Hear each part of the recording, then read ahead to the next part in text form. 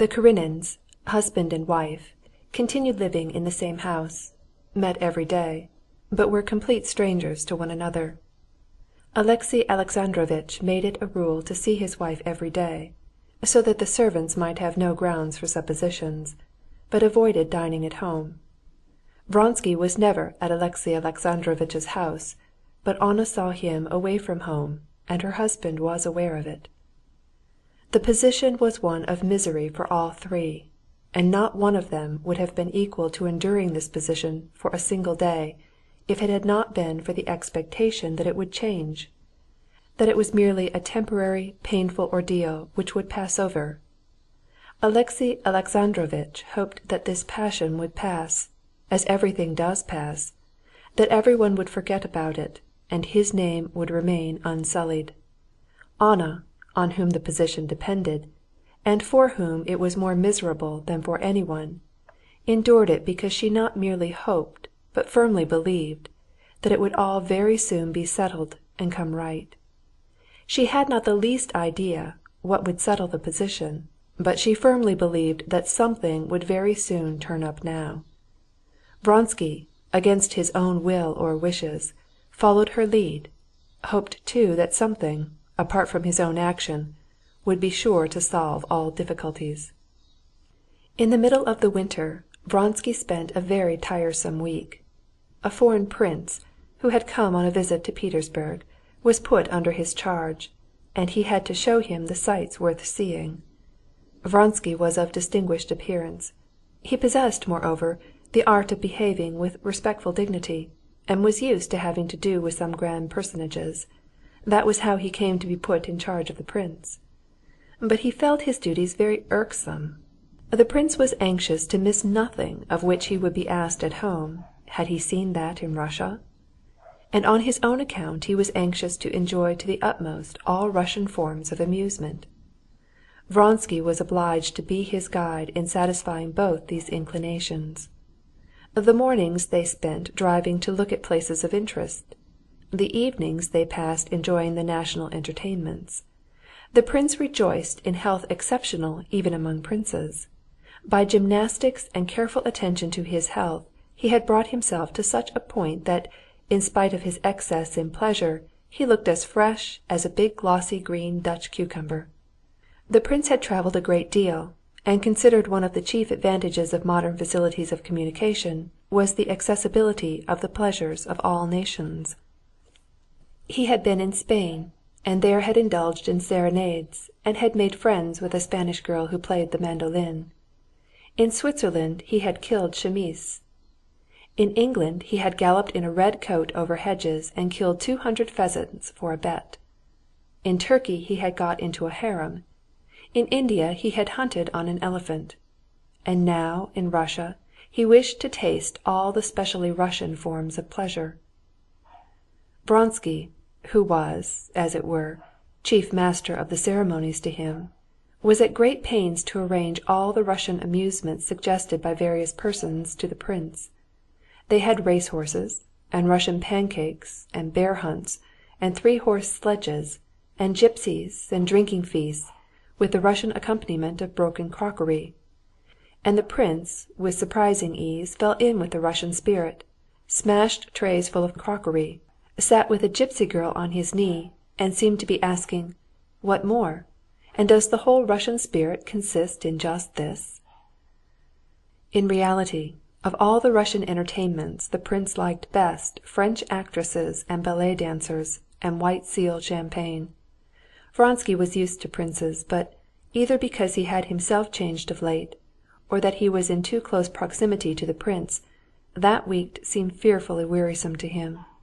The whole of that week he experienced a sensation such as a man might have set in charge of a dangerous madman, afraid of the madman, and at the same time, from being with him, fearing for his own reason. Vronsky was continually conscious of the necessity of never for a second relaxing the tone of stern official respectfulness, that he might not himself be insulted. The prince's manner of treating the very people who, to Vronsky's surprise, were ready to descend to any depths to provide him with Russian amusements, was contemptuous. His criticisms of Russian women, whom he wished to study, more than once made Vronsky crimson with indignation.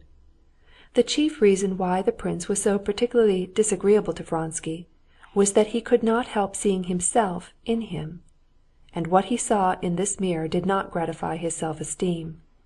He was a very stupid and very self-satisfied and very healthy and very well-washed man, and nothing else. He was a gentleman, that was true, and Vronsky could not deny it.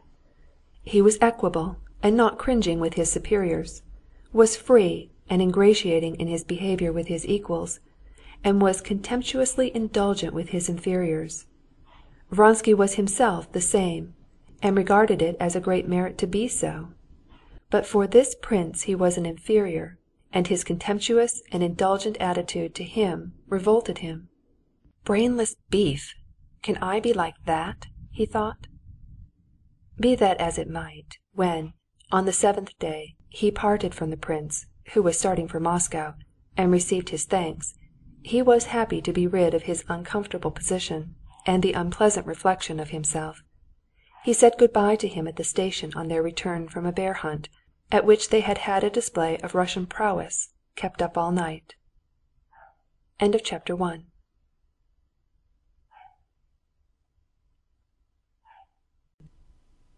When he got home, Vronsky found there a note from Anna. She wrote, "I am ill and unhappy. I cannot come out, but I cannot go on longer without seeing you. Come in this evening. Alexey Alexandrovitch goes to the council at 7 and will be there till 10." Thinking for an instant of the strangeness of her bidding him to come straight to her, in spite of her husband's insisting on her not receiving him, he decided to go. Vronsky had that winter got his promotion, was now a colonel, had left the regimental quarters and was living alone. After having some lunch, he lay down on the sofa immediately, and in 5 minutes memories of the hideous scenes he had witnessed during the last few days were confused together and joined on to a mental image of Anna and of the peasant who had played an important part in the bear hunt, and Vronsky fell asleep. He waked up in the dark, trembling with horror, and made haste to light a candle. What was it? What was the dreadful thing I dreamed? Yes. I think a little dirty man with a disheveled beard was stooping down doing something, and all of a sudden he began saying some strange words in French. Yes, there was nothing else in the dream, he said to himself. But why was it so awful? He vividly recalled the peasant again, and those incomprehensible French words the peasant had uttered, and a chill of horror ran down his spine. What nonsense, thought Vronsky, and glanced at his watch.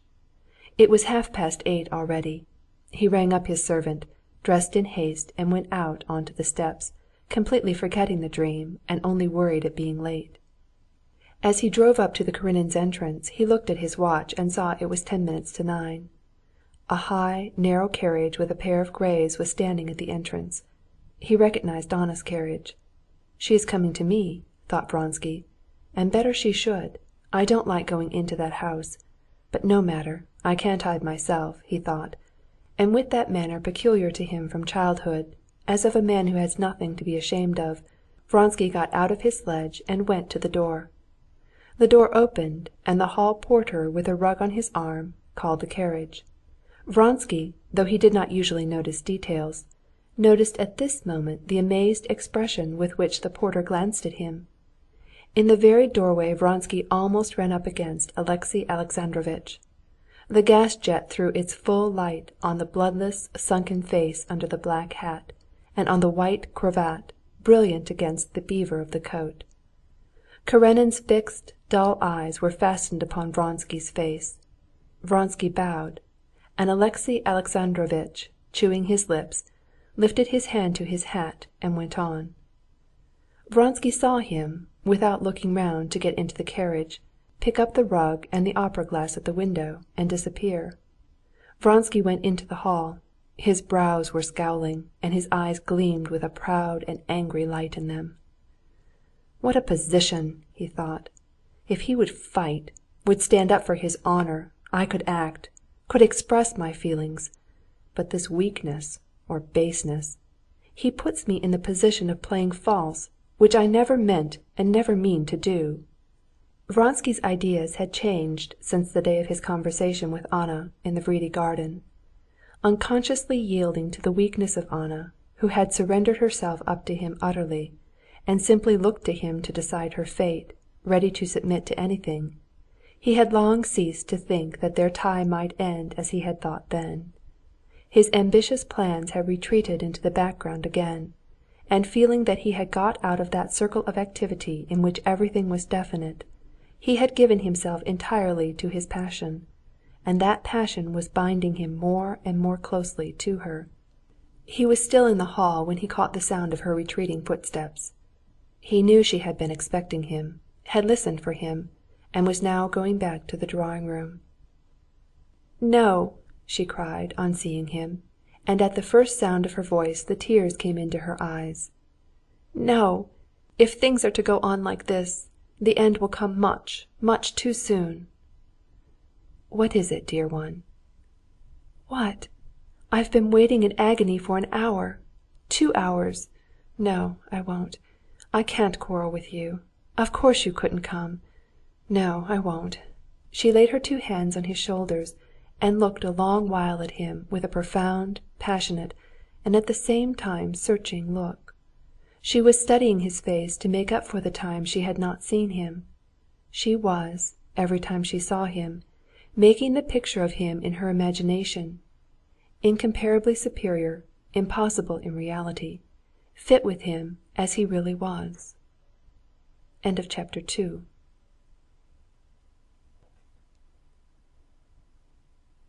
"You met him?" she asked when they had sat down at the table in the lamplight. "You're punished, you see, for being late." "Yes, but how was it? Wasn't he to be at the council?"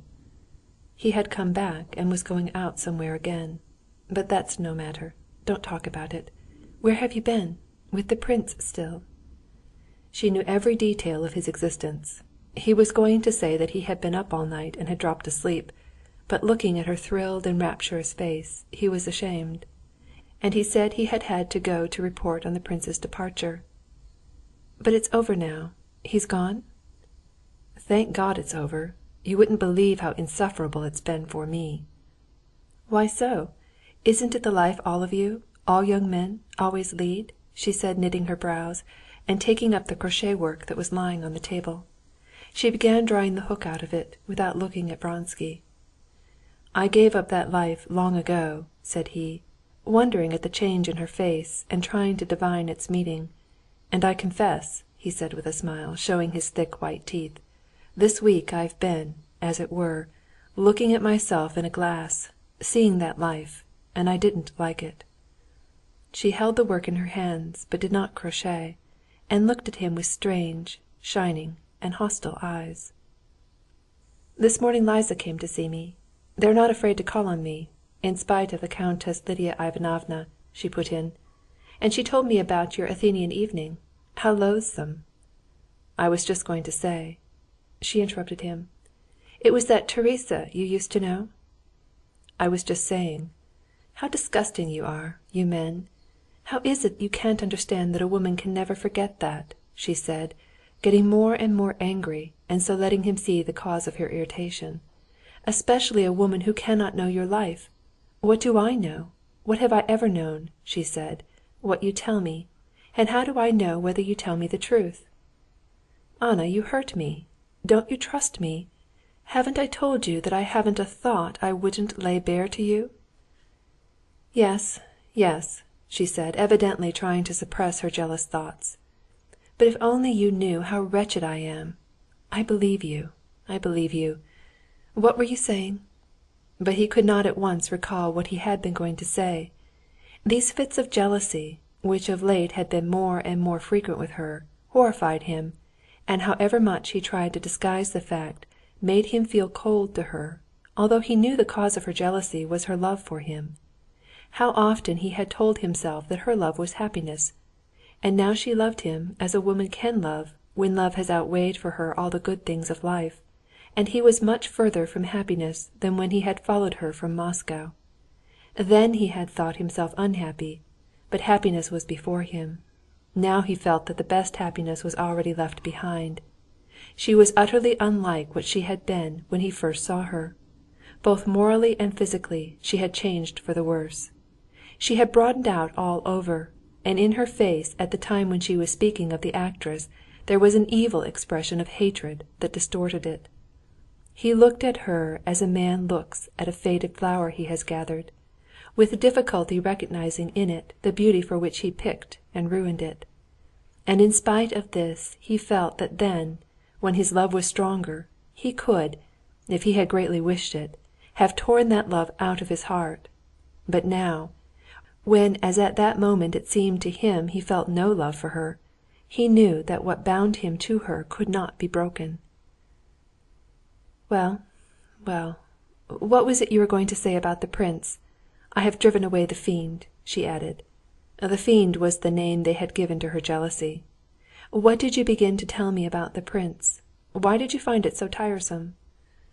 "Oh, it was intolerable," he said, trying to pick up the thread of his interrupted thought. "He does not improve on closer acquaintance. If you want him defined, here he is. A prime, well-fed beast, such as takes medals at the cattle shows, and nothing more," he said with a tone of vexation that interested her. "No? How so?" she replied. "He's seen a great deal, anyway. He's cultured." "It's an utterly different culture, their culture. He's cultivated, one sees, simply to be able to despise culture, as they despise everything but animal pleasures." "But don't you all care for these animal pleasures?" she said, and again he noticed a dark look in her eyes that avoided him. "How is it you're defending him?" he said, smiling. "I'm not defending him. It's nothing to me. But I imagine, if you had not cared for those pleasures yourself, you might have got out of them. But if it affords you satisfaction to gaze at Teresa in the attire of Eve—" "Again, the devil again," Vronsky said, taking the hand she had laid on the table and kissing it. "Yes, but I can't help it. You don't know what I've suffered waiting for you. I believe I'm not jealous. I'm not jealous. I believe you when you are here, but when you're away somewhere leading your life, so incomprehensible to me." She turned away from him, pulled the hook at last out of the crochet work, and rapidly, with the help of her forefinger, began working loop after loop of the wool that was dazzling white in the lamplight, while the slender wrist moved swiftly, nervously in the embroidered cuff. "How was it then? Where did you meet Alexey Alexandrovitch?" Her voice sounded in an unnatural and jarring tone. "We ran up against each other in the doorway." "And he bowed to you like this?" She drew a long face, and half closing her eyes quickly transformed her expression, folded her hands, and Vronsky suddenly saw in her beautiful face the very expression with which Alexey Alexandrovitch had bowed to him. He smiled, while she laughed gaily, with that sweet, deep laugh which was one of her greatest charms. "I don't understand him in the least," said Vronsky. "If, after your avowal to him at your country house, he had broken with you, if he had called me out. But this I can't understand. How can he put up with such a position? He feels it, that's evident." "He?" she said sneeringly. "He's perfectly satisfied." "What are we all miserable for, when everything might be so happy?" "Only not he. Don't I know him, the falsity in which he's utterly steeped? Could one, with any feeling, live as he is living with me? He understands nothing, and feels nothing. Could a man of any feeling live in the same house with his unfaithful wife? Could he talk to her, call her 'my dear'?" And again she could not help mimicking him. "Anna, ma chère. Anna, dear." "He's not a man, not a human being. He's a doll. No one knows him, but I know him. Oh, if I'd been in his place, I'd long ago have killed, have torn to pieces a wife like me. I wouldn't have said, 'Anna, ma chère.' He's not a man. He's an official machine. He doesn't understand that I'm your wife, that he's outside, that he's superfluous. Don't let's talk of him." "You're unfair, very unfair, dearest," said Vronsky, trying to soothe her. "But never mind, don't let's talk of him. Tell me what you've been doing. What is the matter? What has been wrong with you, and what did the doctor say?" She looked at him with mocking amusement. Evidently she had hit on other absurd and grotesque aspects in her husband, and was awaiting the moment to give expression to them. But he went on: "I imagine that it's not illness, but your condition. When will it be?" The ironical light died away in her eyes, but a different smile, a consciousness of something, he did not know what, and of quiet melancholy, came over her face. "Soon, soon. You say that our position is miserable, that we must put an end to it. If you knew how terrible it is to me, what I would give to be able to love you freely and boldly, I should not torture myself and torture you with my jealousy. And it will come soon, but not as we expect." At the thought of how it would come, she seemed so pitiable to herself that tears came into her eyes, and she could not go on. She laid her hand on his sleeve, dazzling and white with its rings in the lamplight. "It won't come as we suppose. I didn't mean to say this to you, but you've made me. Soon, soon, all will be over, and we shall all be at peace, and suffer no more." "I don't understand," he said, understanding her. "You ask when? Soon. And I shan't live through it. Don't interrupt me," she made haste to speak. "I know it. I know for certain. I shall die, and I'm very glad I shall die and release myself and you." Tears dropped from her eyes. He bent down over her hand and began kissing it, trying to hide his emotion, which, he knew, had no sort of grounds, though he could not control it. "Yes, it's better so," she said, tightly gripping his hand. "That's the only way left to us." He had recovered himself and lifted his head. "How absurd! What absurd nonsense you are talking!" "No, it's the truth." "What? What's the truth?"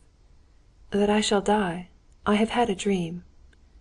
"A dream?" repeated Vronsky, and instantly he recalled the peasant of his dream. "Yes, a dream," she said. "It's a long while since I dreamed it.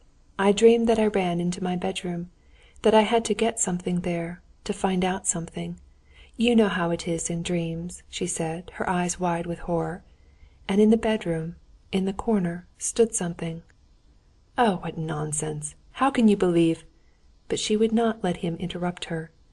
What she was saying was too important to her. "And the something turned round, and I saw it was a peasant with a dishevelled beard, little and dreadful looking. I wanted to run away, but he bent down over a sack and was fumbling there with his hands." She showed him how he had moved his hands.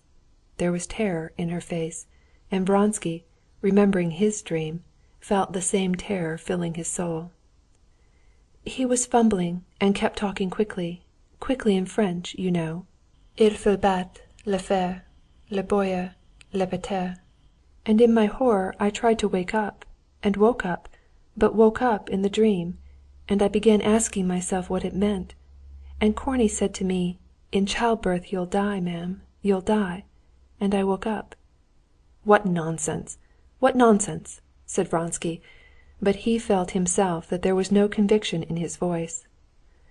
"But don't let's talk of it. Ring the bell. I'll have tea.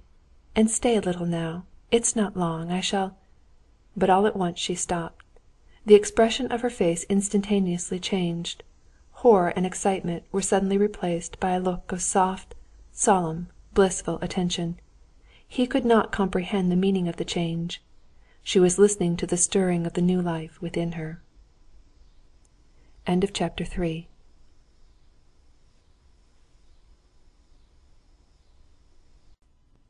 Alexey Alexandrovitch, after meeting Vronsky on his own steps, drove, as he had intended, to the Italian opera.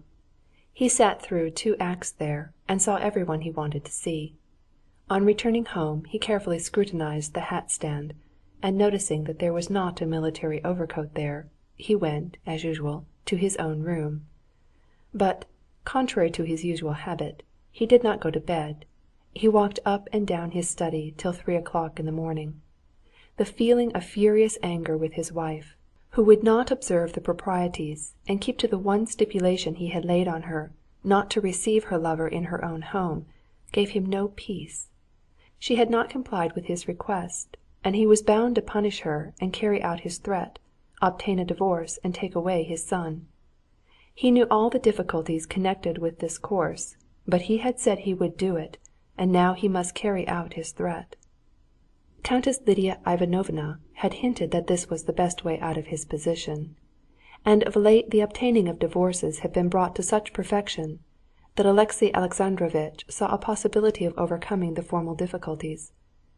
Misfortunes never came singly, and the affairs of the reorganization of the native tribes and of the irrigation of the lands of the Zaraisky province had brought such official worries upon Alexey Alexandrovitch that he had been of late in a continual condition of extreme irritability.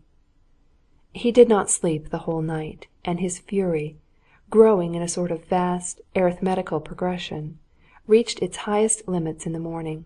He dressed in haste, and as though carrying his cup full of wrath, and fearing to spill any over, fearing to lose with his wrath the energy necessary for the interview with his wife, he went into her room directly he heard she was up. Anna, who had thought she knew her husband so well, was amazed at his appearance when he went in to her. His brow was lowering, and his eyes stared darkly before him, avoiding her eyes.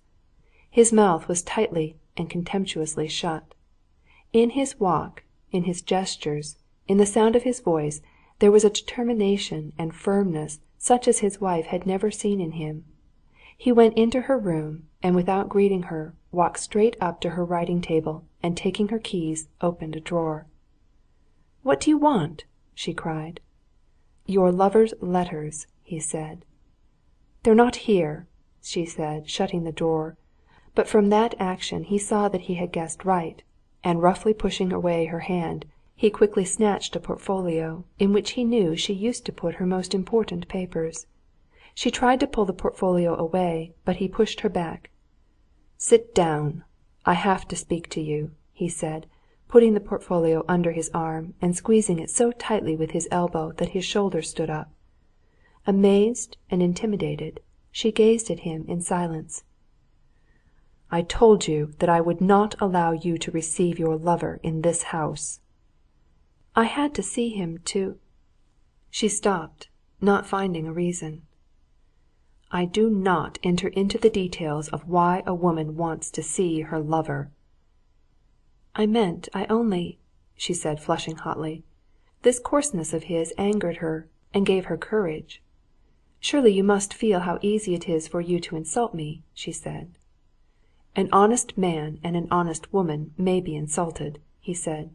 "But to tell a thief he's a thief is simply la condescension d'enfant." "This cruelty is something new I did not know in you." "You call it cruelty for a husband to give his wife liberty, giving her the honorable protection of his name, simply on the condition of observing the proprieties. Is that cruelty?" "It's worse than cruel. It's base, if you want to know," Anna cried in a rush of hatred, and getting up, she was going away. "No!" he shrieked in his shrill voice, which pitched a note higher than usual even, and his big hands clutched her by the arm so violently that red marks were left from the bracelet he was squeezing. He forcibly sat her down in her place. "Base! If you care to use that word, what is base is to forsake husband and child for a lover, while you eat your husband's bread." She bowed her head. She did not say what she had said the evening before to her lover, that he was her husband, and her husband was superfluous. She did not even think that. She felt all the justice of his words, and only said softly, "You cannot describe my position as worse than I feel it to be myself. But what are you saying all this for?" "What am I saying it for? What for?" he went on, as angrily. "That you may know that since you have not carried out my wishes in regard to observing outward decorum, I will take measures to put an end to this state of things." "Soon, very soon it will end, anyway," she said, and again, at the thought of death near at hand and now desired, tears came into her eyes. "It will end sooner than you and your lover have planned. If you must have the satisfaction of animal passion, "Alexey Alexandrovitch, I won't say it's not generous, but it's not like a gentleman to strike anyone who's down." "Yes, you only think of yourself, but the sufferings of a man who was your husband have no interest for you. You don't care that his whole life is ruined, that he is thuff." Alexey Alexandrovitch was speaking so quickly that he stammered and was utterly unable to articulate the word "suffering." In the end he pronounced it "thuffering." She wanted to laugh, and was immediately ashamed that anything could amuse her at such a moment. And for the first time, for an instant, she felt for him, put herself in his place, and was sorry for him. But what could she say or do? Her head sank, and she sat silent. He too was silent for some time, and then began speaking in a frigid, less shrill voice, emphasizing random words that had no special significance. "I came to tell you," he said. She glanced at him. No, it was my fancy, she thought, recalling the expression of his face while he stumbled over the word suffering. No, can a man with those dull eyes, with that self-satisfied complacency, feel anything? "I cannot change anything," she whispered. "I have come to tell you that I am going tomorrow to Moscow and shall not return again to this house, and you will receive notice of what I decide through the lawyer into whose hands I shall entrust the task of getting a divorce. My son is going to my sister's," said Alexey Alexandrovitch, with an effort recalling what he had meant to say about his son. "You take Seryozha to hurt me," she said, looking at him from under her brows. "You do not love him. Leave me Seryozha." "Yes, I have lost even my affection for my son, because he is associated with the repulsion I feel for you. But I shall take him. Good‐bye." And he was going away, but now she detained him. "Alexey Alexandrovitch, leave me Seryozha," she whispered once more. "I have nothing else to say. Leave Seryozha till I shall soon be confined. Leave him." Alexey Alexandrovitch flew into a rage, and, snatching his hand from her, he went out of the room without a word. Chapter 4.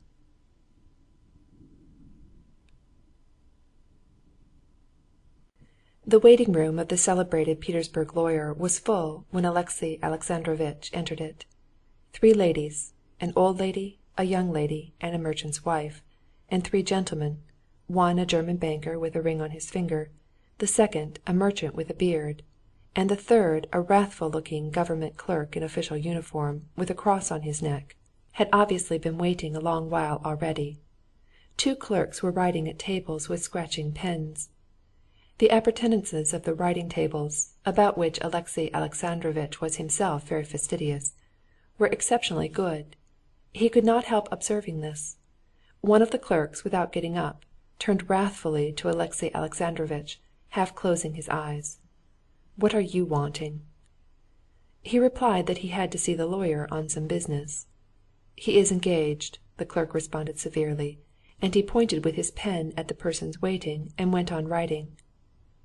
"Can't he spare time to see me?" said Alexey Alexandrovitch. "He has no time free. He is always busy. Kindly wait your turn." "Then I must trouble you to give him my card," Alexey Alexandrovitch said with dignity, seeing the impossibility of preserving his incognito. The clerk took the card and, obviously not approving of what he read on it, went to the door. Alexey Alexandrovitch was in principle in favor of the publicity of legal proceedings, though for some higher official considerations he disliked the application of the principle in Russia, and disapproved of it as far as he could disapprove of anything instituted by authority of the Emperor. His whole life had been spent in administrative work, and consequently, when he did not approve of anything, his disapproval was softened by the recognition of the inevitability of mistakes and the possibility of reform in every department. In the new public law courts he disliked the restrictions laid on lawyers conducting cases. But till then he had had nothing to do with the law courts, and so had disapproved of their publicity simply in theory. Now his disapprobation was strengthened by the unpleasant impression made on him in the lawyer's waiting-room.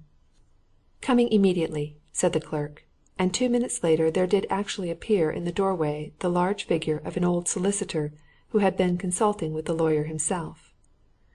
The lawyer was a little, squat, bald man, with a dark reddish beard, light-coloured long eyebrows, and an overhanging brow. He was attired as though for a wedding, from his cravat to his double watch-chain and varnished boots.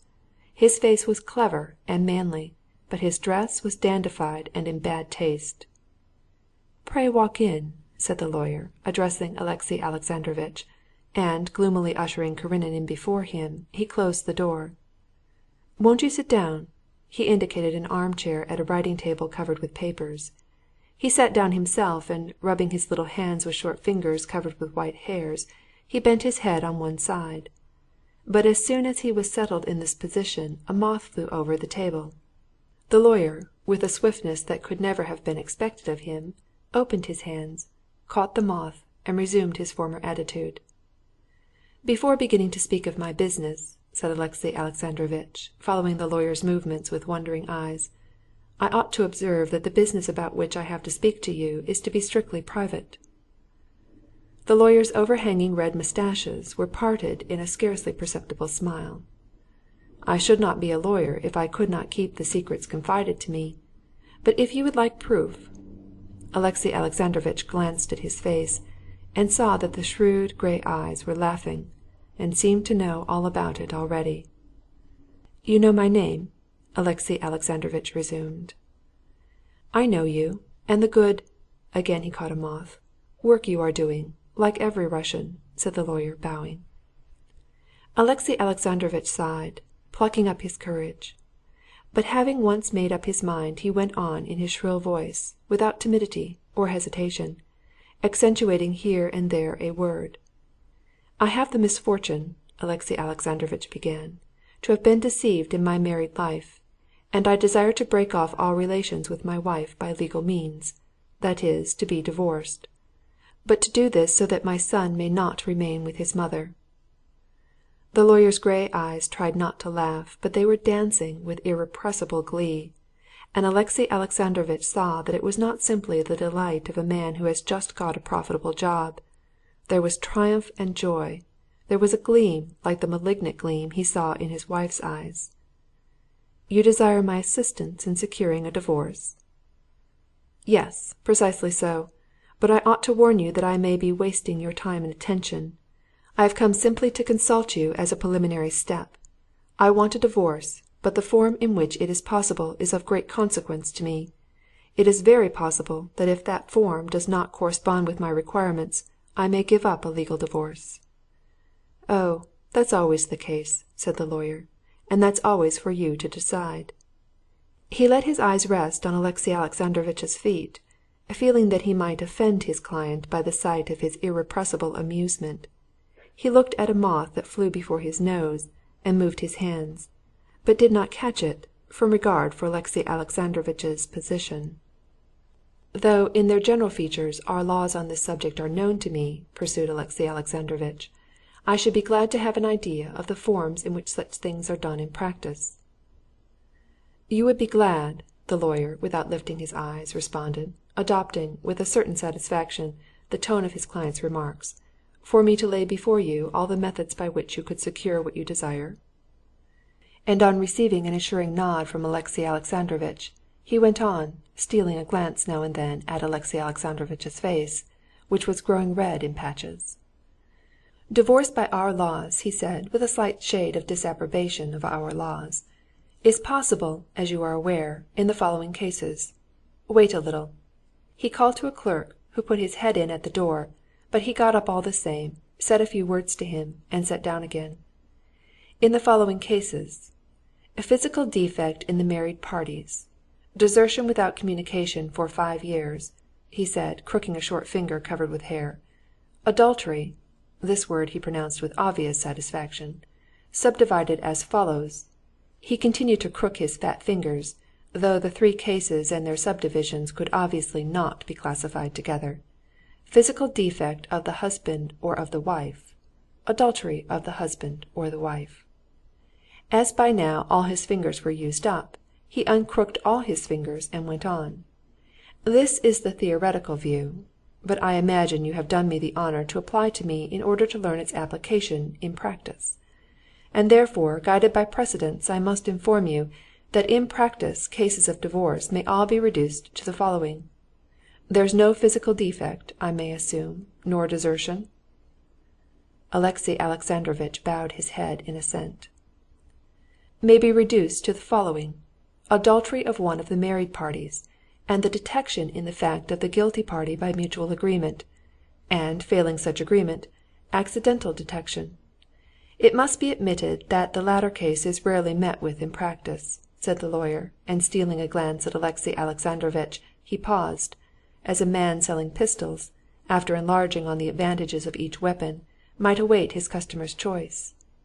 But Alexey Alexandrovitch said nothing, and therefore the lawyer went on. "The most usual and simple, the sensible course, I consider, is adultery by mutual consent. I should not permit myself to express it so, speaking with a man of no education," he said, "but I imagine that to you this is comprehensible." Alexey Alexandrovitch was, however, so perturbed that he did not immediately comprehend all the good sense of adultery by mutual consent, and his eyes expressed this uncertainty. But the lawyer promptly came to his assistance.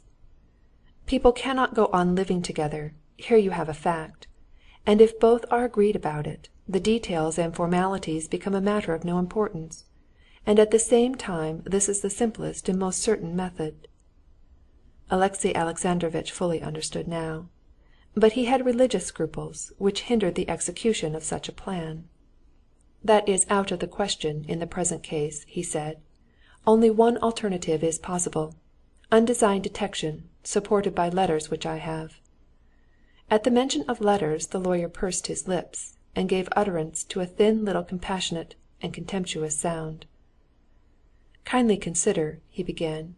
"Cases of that kind are, as you are aware, under ecclesiastical jurisdiction. The reverend fathers are fond of going into the minutest details in cases of that kind," he said with a smile, which betrayed his sympathies with the reverend father's taste. "Letters may, of course, be a partial confirmation, but detection in the fact there must be of the most direct kind, that is, by eyewitnesses. In fact, if you do me the honour to entrust your confidence to me, you will do well to leave to me the choice of the measures to be employed. If one wants the result, one must admit the means." "If it is so," Alexey Alexandrovitch began, suddenly turning white, but at that moment the lawyer rose and again went to the door to speak to the intruding clerk. "Tell her we don't haggle over fees," he said, and returned to Alexey Alexandrovitch. On his way back he caught unobserved another moth. "Nice state my rep curtains will be in by the summer," he thought, frowning. "And so you were saying," he said. "I will communicate my decision to you by letter," said Alexey Alexandrovitch, getting up, and he clutched at the table. After standing a moment in silence, he said, "From your words I may consequently conclude that a divorce may be obtained? I would ask you to let me know what are your terms." "It may be obtained if you give me complete liberty of action," said the lawyer, not answering his question. "When can I reckon on receiving information from you?" he asked, moving towards the door, his eyes and his varnished boots shining. "In a week's time. Your answer as to whether you will undertake to conduct the case, and on what terms, you will be so good as to communicate to me." "Very good." The lawyer bowed respectfully, let his client out of the door, and, left alone, he gave himself up to his sense of amusement. He felt so mirthful that, contrary to his rules, he made a reduction in his terms to the haggling lady, and gave up catching moths, finally deciding that next winter he must have the furniture covered with velvet, like Sigonin's. Chapter 6.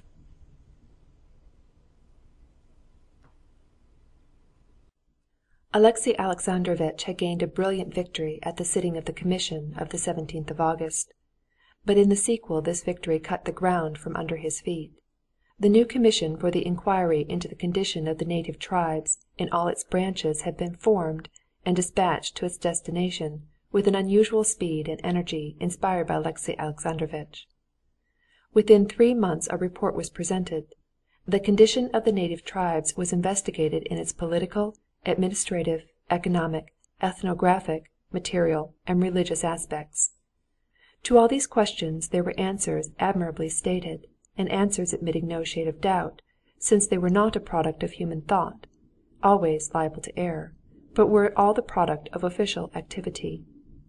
The answers were all based on official data furnished by governors and heads of churches, and founded on the reports of district magistrates and ecclesiastical superintendents, founded in their turn on the reports of parochial overseers and parish priests, and so all these answers were unhesitating and certain. All such questions as, for instance, of the cause of failure of crops, of the adherence of certain tribes to their ancient beliefs, etc., questions which, but for the convenient intervention of the official machine, are not, and cannot be solved for ages, received full, unhesitating solution. And this solution was in favor of Alexey Alexandrovitch's contention. But Stremov, who had felt stung to the quick at the last sitting, had, on the reception of the commission's report, resorted to tactics which Alexey Alexandrovitch had not anticipated. Stremov, carrying with him several members, went over to Alexey Alexandrovitch's side, and not contenting himself with warmly defending the measure proposed by Karenin, proposed other, more extreme measures in the same direction. These measures, still further exaggerated in opposition to what was Alexey Alexandrovitch's fundamental idea, were passed by the commission, and then the aim of Stremov's tactics became apparent. Carried to an extreme, the measures seemed at once to be so absurd that the highest authorities, and public opinion, and intellectual ladies, and the newspapers, all at the same time fell foul of them, expressing their indignation both with the measures and their nominal father, Alexey Alexandrovitch. Stremov drew back, affecting to have blindly followed Karenin, and to be astounded and distressed at what had been done. This meant the defeat of Alexey Alexandrovitch. But in spite of failing health, in spite of his domestic griefs, he did not give in. There was a split in the commission. Some members, with Stremov at their head, justified their mistake on the ground that they had put faith in the commission of revision, instituted by Alexey Alexandrovitch, and maintained that the report of the commission was rubbish and simply so much wasted paper. Alexey Alexandrovitch, with a following of those who saw the danger of so revolutionary an attitude to official documents, persisted in upholding the statements obtained by the revising commission. In consequence of this, in the higher spheres, and even in society, all was chaos, and although everyone was interested, no one could tell whether the native tribes really were becoming impoverished and ruined, or whether they were in a flourishing condition.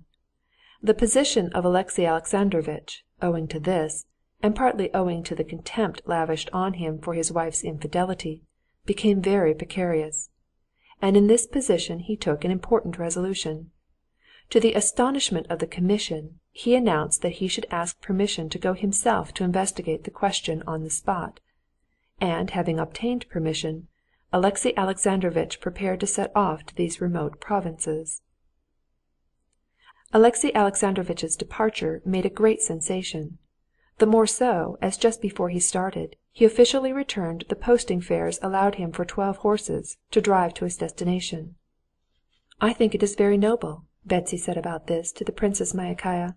"Why take money for posting horses, when everyone knows that there are railways everywhere now?" But Princess Myakaya did not agree, and the Princess Tverskaya's opinion annoyed her indeed. "It's all very well for you to talk," she said, "when you have I don't know how many millions. But I am very glad when my husband goes on a revising tour in the summer. It's very good for him and pleasant traveling about, and it's a settled arrangement for me to keep a carriage and coachman on the money." On his way to the remote provinces Alexey Alexandrovitch stopped for 3 days at Moscow. The day after his arrival he was driving back from calling on the governor-general. At the crossroads by Gazetoy Place, where there are always crowds of carriages and sledges, Alexey Alexandrovitch suddenly heard his name called out in such a loud and cheerful voice that he could not help looking around.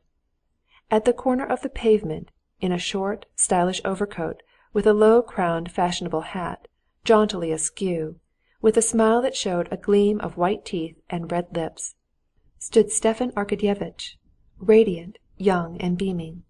He called to him vigorously and urgently, and insisted on his stopping.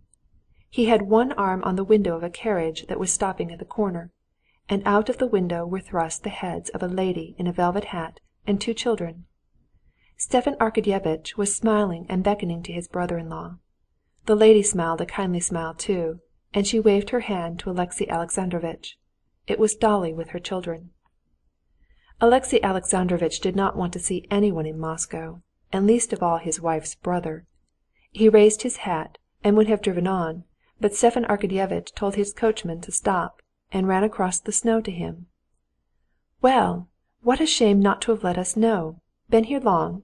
I was at Dussots yesterday and saw Karenin on the visitors' list, but it never entered my head that it was you," said Stepan Arkadyevitch, sticking his head in at the window of the carriage, "or I should have looked you up.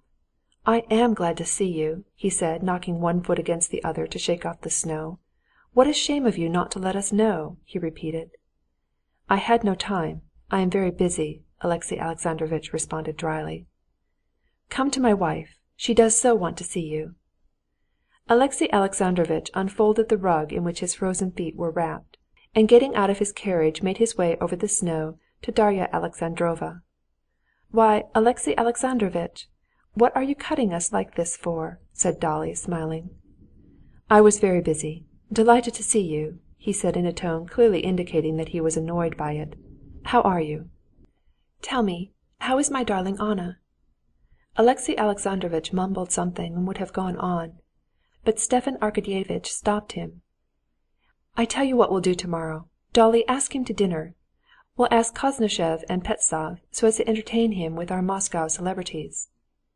"Yes, please, do come," said Dolly. "We'll expect you at 5 or 6 o'clock, if you like. How is my darling Anna? How long—" "She is quite well," Alexey Alexandrovitch mumbled, frowning. "Delighted," and he moved away towards his carriage. "You will come?" Dolly called after him. Alexey Alexandrovitch said something which Dolly could not catch in the noise of the moving carriages. "I shall come round tomorrow," Stepan Arkadyevitch shouted at him. Alexey Alexandrovitch got into his carriage and buried himself in it so as neither to see nor be seen. "Queer fish!" said Stepan Arkadyevitch to his wife, and glancing at his watch he made a motion of his hand before his face, indicating a caress to his wife and children, and walked jauntily along the pavement. "Stiva! Stiva!" Dolly called, reddening. He turned round. "I must get coats, you know, for Grisha and Tanya. Give me the money." "Never mind. Tell them I'll pay the bill," and he vanished, nodding genially to an acquaintance who drove by. Chapter 6.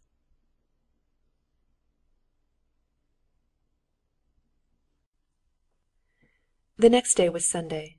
Stepan Arkadyevitch went to the Grand Theatre to a rehearsal of the ballet, and gave Masha Tchaivasoba, a pretty dancing girl whom he had just taken under his protection, the coral necklace he had promised her the evening before, and behind the scenes, in the dim daylight of the theatre, managed to kiss her pretty little face, radiant over her present. Besides the gift of the necklace, he wanted to arrange with her about meeting after the ballet.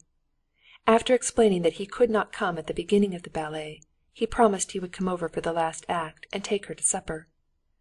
From the theatre, Stepan Arkadyevitch drove to Ohotny Road, selected himself the fish and asparagus for dinner, and by 12 o'clock was at Dussots, where he had to see 3 people, luckily all staying at the same hotel. Levin, who had recently come back from abroad and was staying there, the new head of his department, who had just been promoted to that position and had come on a tour of revision to Moscow, and his brother-in-law, Karenin, whom he must see, so as to be sure of bringing him to dinner.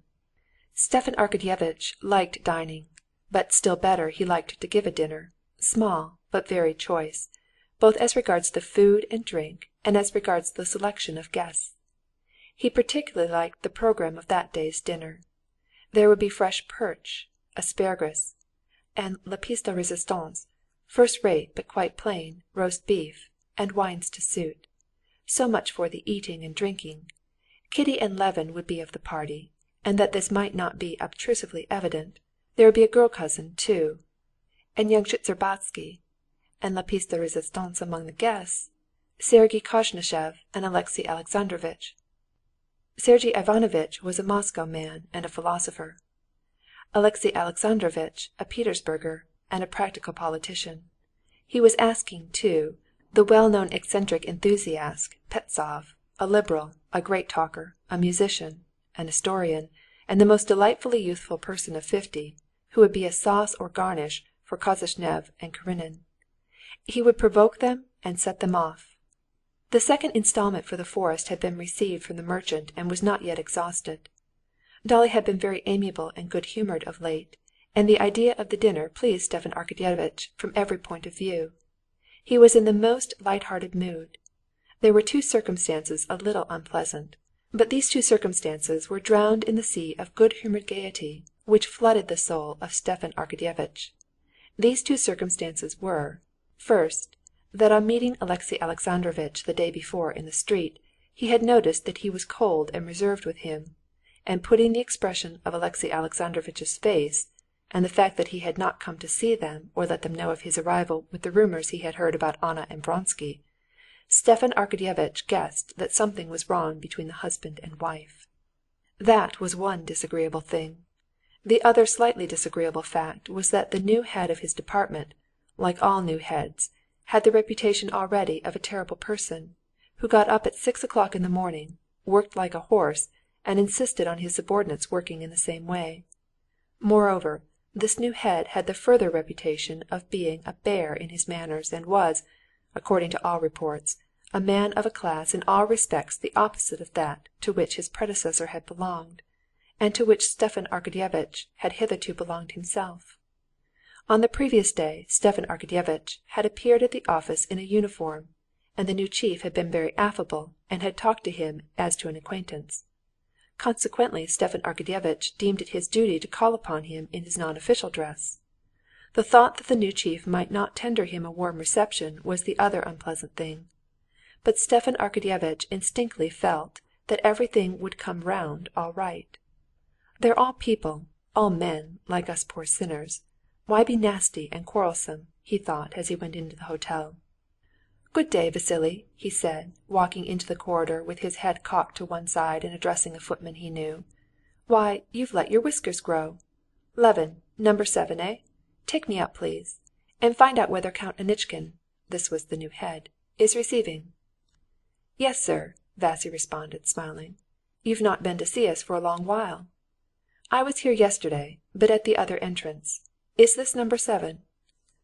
Levin was standing with a peasant from Tver in the middle of the room, measuring a fresh bearskin, when Stepan Arkadyevitch went in.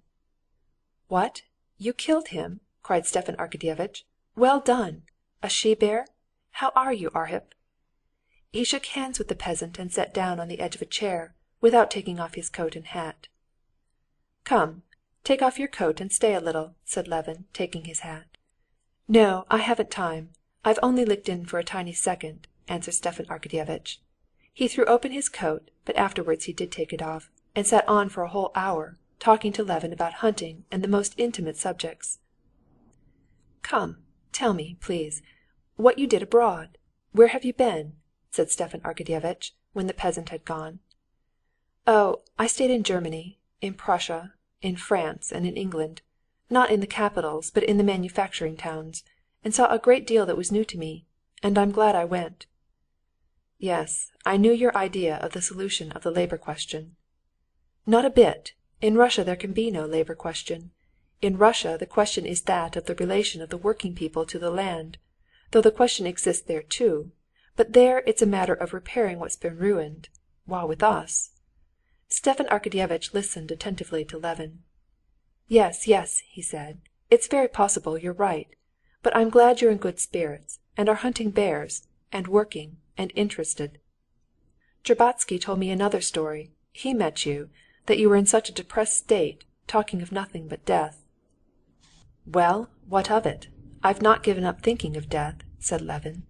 "It's true that it's high time I was dead, and that all this is nonsense. It's the truth I'm telling you. I do value my idea and my work awfully, but in reality only consider this. All this world of ours is nothing but a speck of mildew, which has grown up on a tiny planet. And for us to suppose we can have something great, ideas, work, It's all dust and ashes." "But all that's as old as the hills, my boy." "It is old. But do you know, when you grasp this fully, then somehow everything else becomes of no consequence. When you understand that you will die tomorrow, if not today, and nothing will be left, then everything is so unimportant. And I consider my idea very important. But it turns out really to be as unimportant too, even if it were carried out, as doing for that bear. So one goes on living, amusing oneself with hunting, with work, anything so as not to think of death." Stepan Arkadyevitch smiled a subtle, affectionate smile as he listened to Levin. "Well, of course, here you've come round to my point. Do you remember you attacked me for seeking enjoyment in life? Don't be so severe, O moralist." "No, all the same, what's fine in life is—" Levin hesitated. "Oh, I don't know. All I know is that we shall soon be dead." "Why so soon?" "And do you know, there's less charm in life when one thinks of death, but there's more peace." "On the contrary, the finish is always the best. But I must be going," said Stepan Arkadyevitch, getting up for the 10th time. "Oh, no, stay a bit," said Levin, keeping him. "Now, when shall we see each other again? I'm going tomorrow." "I'm a nice person! Why, that's just what I came for. You simply must come to dinner with us today. Your brother's coming, and Karenin, my brother-in-law." "You don't mean to say he's here?" said Levin, and he wanted to inquire about Kitty. He had heard at the beginning of the winter that she was at Petersburg with her sister, the wife of the diplomat, and he did not know whether she had come back or not. But he changed his mind and did not ask. "Whether she's coming or not, I don't care," he said to himself. "So you'll come?" "Of course." "At 5 o'clock then, and not in evening dress." And Stepan Arkadyevitch got up and went down below to the new head of his department. Instinct had not misled Stepan Arkadyevitch. The terrible new head turned out to be an extremely amiable person, and Stepan Arkadyevitch lunched with him and stayed on, so that it was 4 o'clock before he got to Alexey Alexandrovitch. Chapter 7.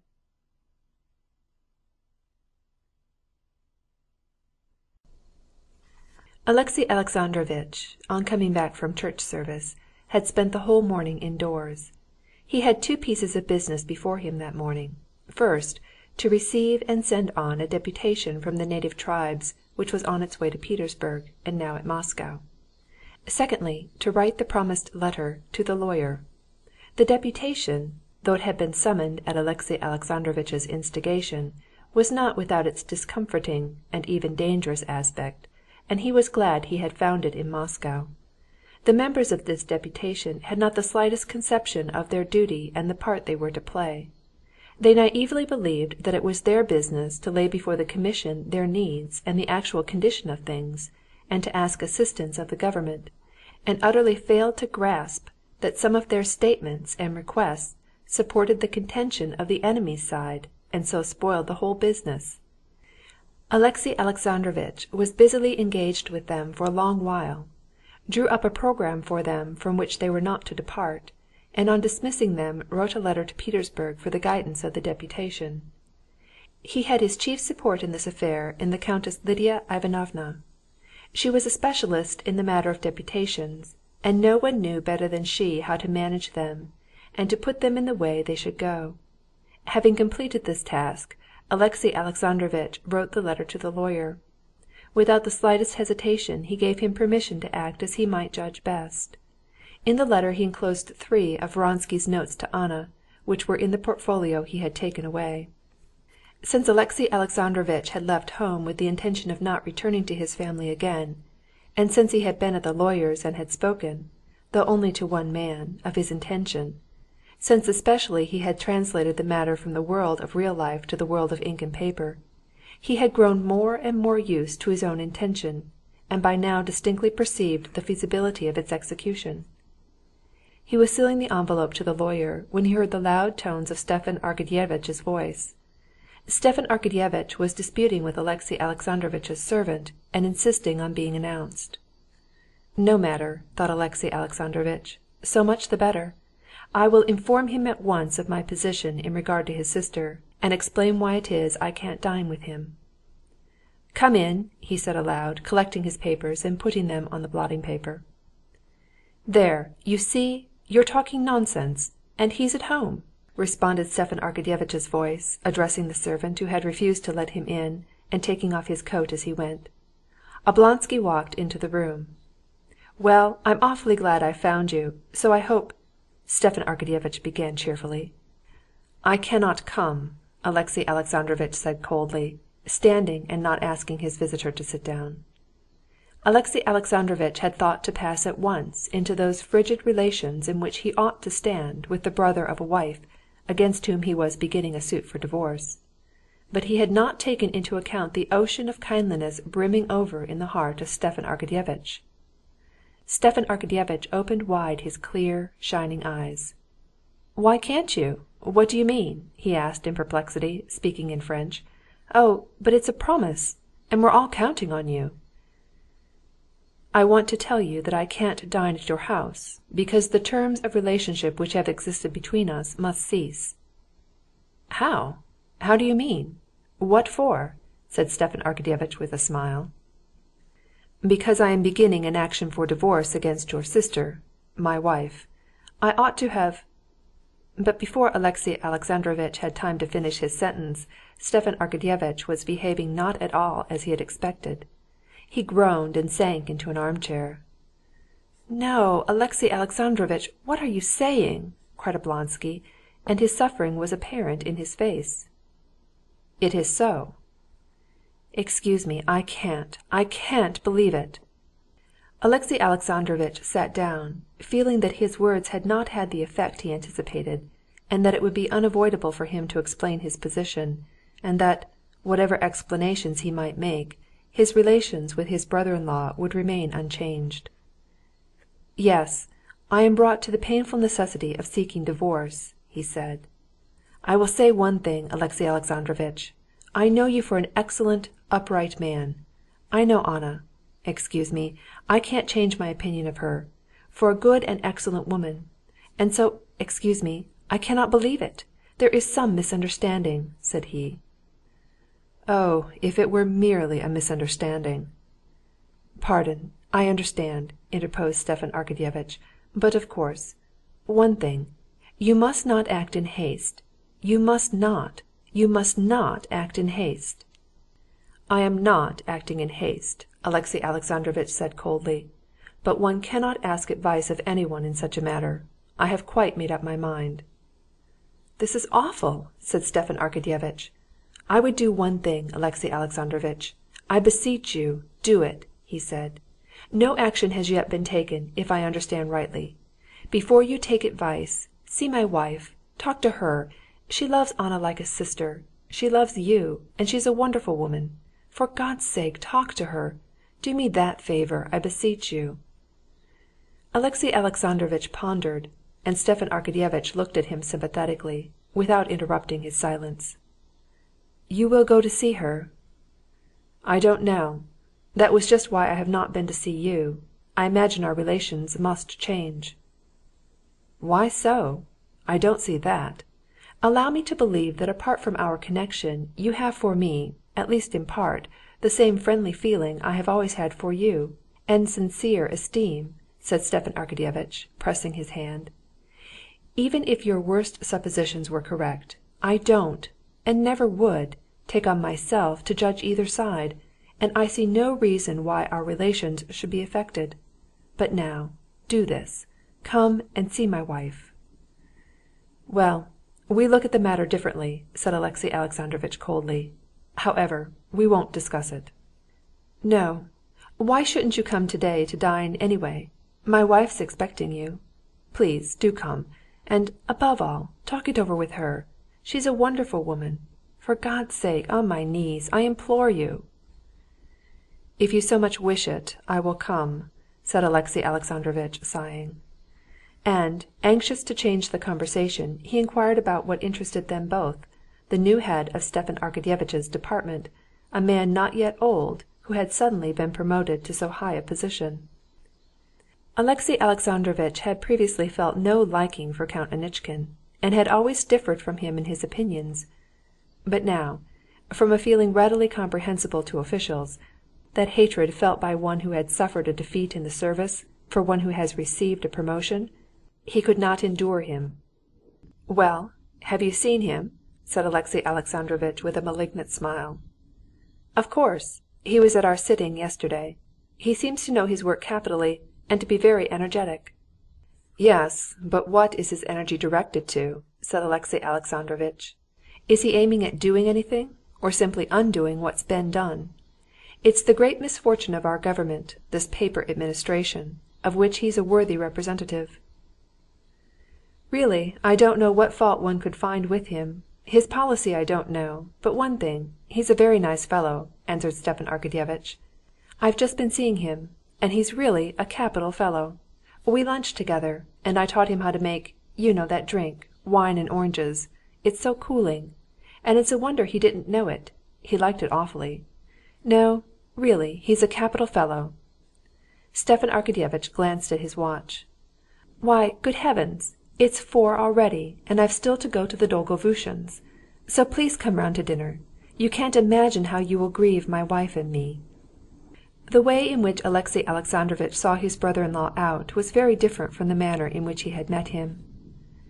"I've promised, and I'll come," he answered wearily. "Believe me, I appreciate it, and I hope you won't regret it," answered Stepan Arkadyevitch, smiling. And, putting on his coat as he went, he patted the footman on the head, chuckled, and went out. "At 5 o'clock, and not in evening dress, please," he shouted once more, turning at the door. Chapter 8.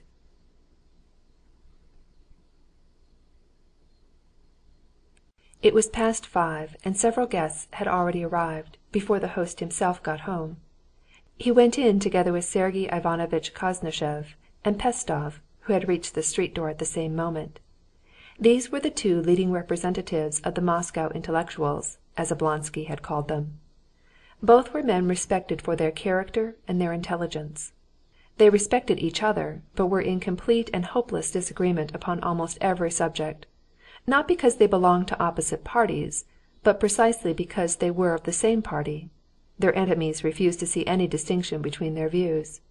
But in that party each had his own special shade of opinion, and since no difference is less easily overcome than the difference of opinion about semi-abstract questions, they never had agreed in any opinion, and had long, indeed, been accustomed to jeer without anger, each at the other's incorrigible aberrations. They were just going in at the door, talking of the weather, when Stepan Arkadyevitch overtook them. In the drawing-room there were already sitting Prince Alexander Dmitrovitch Shtcherbatsky, young Shtcherbatsky, Turovtsin, Kitty, and Karenin. Stepan Arkadyevitch saw immediately that things were not going well in the drawing-room without him. Darya Alexandrovna, in her best gray silk gown, obviously worried about the children, who were to have their dinner by themselves in the nursery, and by her husband's absence, was not equal to the task of making the party mix without him. All were sitting like so many priests' wives on a visit, so the old prince expressed it, obviously wondering why they were there, and pumping up remarks simply to avoid being silent. Turovtsin, good, simple man, felt unmistakably a fish out of water, and the smile with which his thick lips greeted Stepan Arkadyevitch said, as plain as words, "Well, old boy, you have popped me down in a learned set. A drinking party now, or the Château de Fleurs, would be more in my line."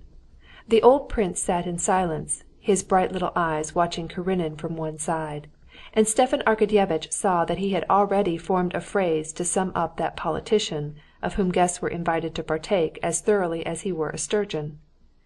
Kitty was looking at the door, calling up all her energies to keep her from blushing at the entrance of Konstantin Levin. Young Shtcherbatsky, who had not been introduced to Karenin, was trying to look as though he were not in the least conscious of it. Karenin himself had followed the Petersburg fashion for a dinner with ladies, and was wearing evening dress and a white tie. Stepan Arkadyevitch saw by his face that he had come simply to keep his promise, and was performing a disagreeable duty in being present at this gathering. He was indeed the person chiefly responsible for the chill benumbing all the guests before Stepan Arkadyevitch came in. On entering the drawing-room, Stepan Arkadyevitch apologized, explaining that he had been detained by that prince, who was always the scapegoat for all his absences and unpunctualities. And in one moment he had made all the guests acquainted with each other, and, bringing together Alexey Alexandrovitch and Sergey Koznishev, started them on a discussion of the Russification of Poland, to which they immediately plunged with Pestsov. Slapping Turovtsin on the shoulder, he whispered something comic in his ear, and set him down by his wife and the old prince. Then he told Kitty she was looking very pretty that evening, and presented Shtcherbatsky to Karenin. In a moment he had so kneaded together the social dough that the drawing-room became very lively, and there was a merry buzz of voices. Konstantin Levin was the only person who had not arrived. But this was so much the better, as going into the drawing-room, Stepan Arkadyevitch found to his horror that the port and sherry had been procured from Dupré, and not from Levy, and, directing that the coachman should be sent off as speedily as possible to Levy's, he was going back to the drawing-room. In the drawing-room he was met by Konstantin Levin. "I'm not late." "You can never help being late," said Stepan Arkadyevitch, taking his arm. "Have you a lot of people? Who's here?" asked Levin, unable to help blushing, as he knocked the snow off his cap with his glove. "All our own set. Kitty's here. Come along, I'll introduce you to Karenin." Stepan Arkadyevitch, for all his liberal views, was well aware that to meet Karenin was sure to be felt a flattering distinction, and so treated his best friends to this honor. But at that instant Konstantin Levin was not in a condition to feel all the gratification of making such an acquaintance. He had not seen Kitty since that memorable evening when he met Vronsky, not counting, that is, the moment when he had had a glimpse of her on the highroad. He had known at the bottom of his heart that he would see her here today, but to keep his thoughts free he had tried to persuade himself that he did not know it. Now, when he heard that she was here, he was suddenly conscious of such delight, and at the same time of such dread, that his breath failed him and he could not utter what he wanted to say. "What is she like? What is she like? Like what she used to be, or like what she was in the carriage? What if Darya Alexandrovna told the truth? Why shouldn't it be the truth?" he thought. "Oh, please, introduce me to Karenin," he brought out with an effort, and with a desperately determined step he walked into the drawing-room and beheld her. She was not the same as she used to be, nor was she what she had been in the carriage. She was quite different. She was scared, shy, shamefaced, and still more charming from it. She saw him the very instant he walked into the room. She had been expecting him. She was delighted, and so confused at her own delight that there was a moment, the moment when he went up to her sister and glanced again at her, when she, and he, and Dolly, who saw it all, thought she would break down and would begin to cry. She crimsoned, turned white, crimsoned again, grew faint, waiting with quivering lips for him to come to her. He went up to her, bowed, and held out his hand without speaking. Except for the slight quiver of her lips and the moisture in her eyes that made them brighter, her smile was almost calm as she said, "How long it is since we've seen each other!"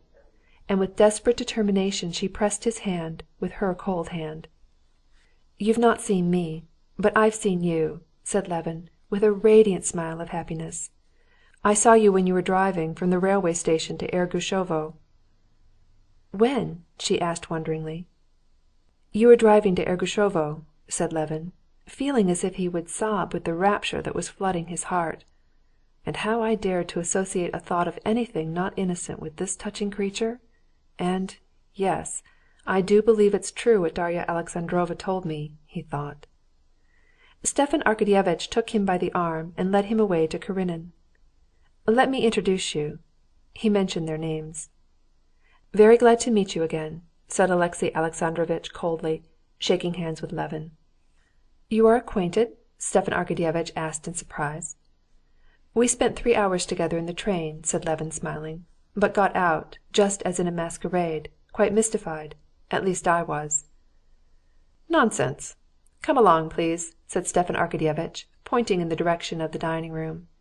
The men went into the dining-room and went up to a table, laid with 6 sorts of spirits and as many kinds of cheese, some with little silver spades and some without, caviar, herrings, preserves of various kinds, and plates with slices of French bread. The men stood round the strong-smelling spirits and salt delicacies, and the discussion of the Russification of Poland between Koznishev, Karenin, and Pestov died down in anticipation of dinner. Sergey Ivanovitch was unequalled in his skill in winding up the most heated and serious argument by some unexpected pinch of Attic salt that changed the disposition of his opponent. He did this now. Alexey Alexandrovitch had been maintaining that the Russification of Poland could only be accomplished as a result of larger measures which ought to be introduced by the Russian government.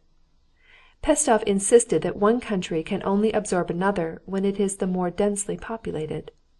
Koznishev admitted both points, but with limitations.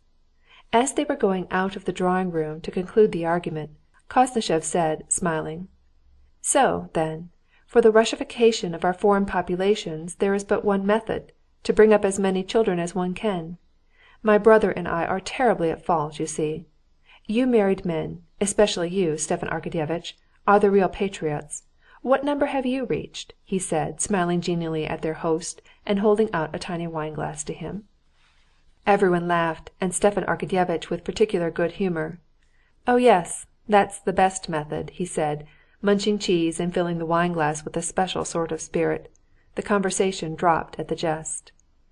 "This cheese is not bad. Shall I give you some?" said the master of the house. "Why, have you been going in for gymnastics again?" he asked Levin, pinching his muscle with his left hand. Levin smiled, bent his arm, and under Stepan Arkadyevitch's fingers the muscle swelled up like a sound cheese, hard as a knob of iron, through the fine cloth of the coat. "What biceps! A perfect Samson!" "I imagine great strength is needed for hunting bears," observed Alexey Alexandrovitch, who had the mistiest notions about the chase. He cut off and spread with cheese a wafer of bread fine as a spider-web. Levin smiled. "Not at all. Quite to the contrary. A child can kill a bear," he said with a slight bow, moving aside for the ladies who were approaching the table. "You have killed a bear, I've been told," said Kitty, trying assiduously to catch with her fork a preserved mushroom that would slip away, and setting the lace quivering over her white arm. "Are there bears on your place?" she added, turning her charming little head to him and smiling. There was apparently nothing extraordinary in what she said, but what unutterable meaning there was for him in every sound, in every turn of her lips, her eyes, her hand as she said it. There was entreaty for forgiveness, and trust in him, and tenderness, soft, timid tenderness, and promise, and hope, and love for him, which he could not but believe in, and which choked him with happiness. "No, we've been hunting in the Tver province. It was coming back from there that I met your beau-frère in the train, or your beau-frère's brother-in-law," he said with a smile. "It was an amusing meeting." And he began telling with droll good humor how, after not sleeping all night, he had, wearing an old fur-lined, fur-skinned coat, got into Alexey Alexandrovitch's compartment. "The conductor, forgetting the proverb, would have chucked me out on account of my attire, but thereupon I began expressing my feelings in elevated language, and you, too," he said, addressing Karenin, and forgetting his name, "at first would have ejected me on the ground of the old coat, but afterwards you took my part, for which I am extremely grateful." "The rights of passengers generally to choose their seats are too ill-defined," said Alexey Alexandrovitch, rubbing the tips of his fingers on his handkerchief. "I saw you were in uncertainty about me," said Levin, smiling good-naturedly, "but I made haste to plunge into intellectual conversation to smooth over the defects of my attire." Sergey Ivanovitch, while he kept up a conversation with their hostess, had one ear for his brother, and he glanced askance at him. "What is the matter with him today? Why such a conquering hero?" he thought. He did not know that Levin was feeling as though he had grown wings. Levin knew she was listening to his words, and that she was glad to listen to him. And this was the only thing that interested him. Not in that room only, but in the whole world, there existed for him only himself, with enormously increased importance and dignity in his own eyes, and she. He felt himself on a pinnacle that made him giddy, and far away down below were all these nice excellent Karenins, Oblonskys, and all the world. Quite without attracting notice, without glancing at them, as though there were no other places left, Stepan Arkadyevitch put Levin and Kitty side by side. "Oh, you may as well sit there," he said to Levin. The dinner was as choice as the china, in which Stepan Arkadyevitch was a connoisseur. The soup Marie Louise was a splendid success. The tiny pies eaten with it melted in the mouth and were irreproachable. The two footmen and Matvey, in white cravats, did their duty with the dishes and wines unobtrusively, quietly, and swiftly. On the material side the dinner was a success. It was no less so on the immaterial. The conversation, at times general and at times between individuals, never paused, and towards the end the company was so lively that the men rose from the table, without stopping speaking, and even Alexey Alexandrovitch thawed. Chapter 10.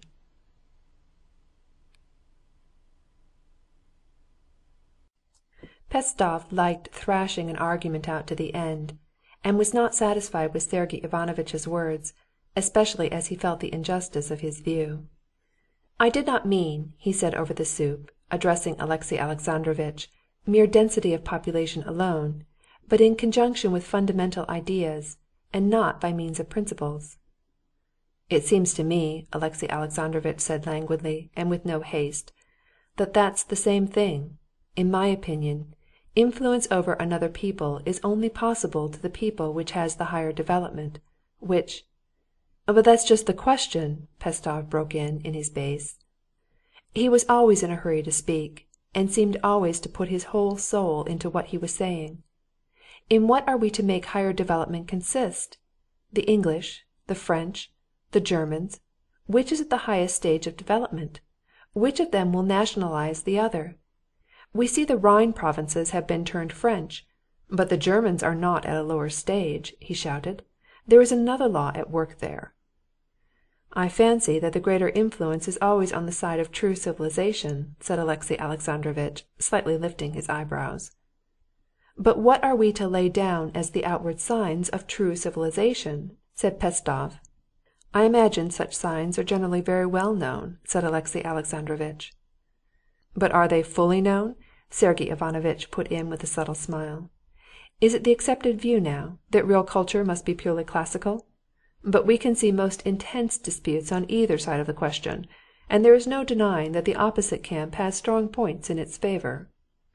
"You are for classics, Sergey Ivanovitch. Will you take red wine?" said Stepan Arkadyevitch.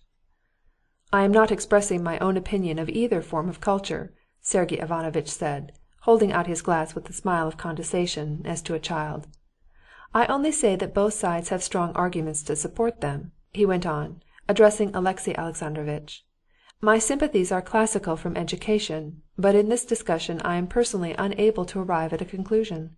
I see no distinct grounds for classical studies being given a preeminence over scientific studies." "The natural sciences have just as great an educational value," put in Pestov. "Take astronomy, like botany, or zoology with its system of general principles." "I cannot quite agree with that," responded Alexey Alexandrovitch. "It seems to me that one must admit that the very process of studying the forms of language has a peculiarly favorable influence on intellectual development. Moreover, it cannot be denied that the influence of the classical authors is in the highest degree moral, while, unfortunately, with the study of the natural sciences are associated the false and noxious doctrines which are the curse of our day." Sergey Ivanovitch would have said something, but Pestov interrupted him in his rich bass. He began warmly contesting the justice of this view. Sergey Ivanovitch waited serenely to speak, obviously with a convincing reply ready. "But," said Sergey Ivanovitch, smiling subtly and addressing Karenin, "one must allow that to weigh all the advantages and disadvantages of classical and scientific studies is a difficult task, and the question which form of education was to be preferred would not have been so quickly and conclusively decided if there had not been in favor of classical education, as you expressed it just now, its moral, anti-nihilist influence." "Undoubtedly." "If it had not been for the distinctive property of anti-nihilistic influence on the side of classical studies, we should have considered the subject more, have weighed the arguments on both sides," said Sergey Ivanovitch with a subtle smile. "We should have given elbow room to both tendencies. But now we know that these little pills of classical learning possess the medicinal property of anti-nihilism, and we boldly prescribe them to our patients. But what if they had no such medicinal property?" he wound up humorously. At Sergey Ivanovitch's little pills everyone laughed. Turovtsin in especial roared loudly and jovially, glad at last to have found something to laugh at, all he ever looked for in listening to conversation. Stepan Arkadyevitch had not made a mistake in inviting Pestsov. With Pestsov intellectual conversation never flagged for an instant. Directly Sergey Ivanovitch had concluded the conversation with his jest, Pestsov promptly started a new one. "I can't agree even," said he, "that the government had that aim. The government obviously is guided by abstract considerations, and remains indifferent to the influence its measures may exercise. The education of women, for instance, would naturally be regarded as likely to be harmful, but the government opens schools and universities for women." And the conversation at once passed to the new subject of the education of women. Alexey Alexandrovitch expressed the idea that the education of women is apt to be confounded with emancipation of women, and that it is only so that it can be considered dangerous.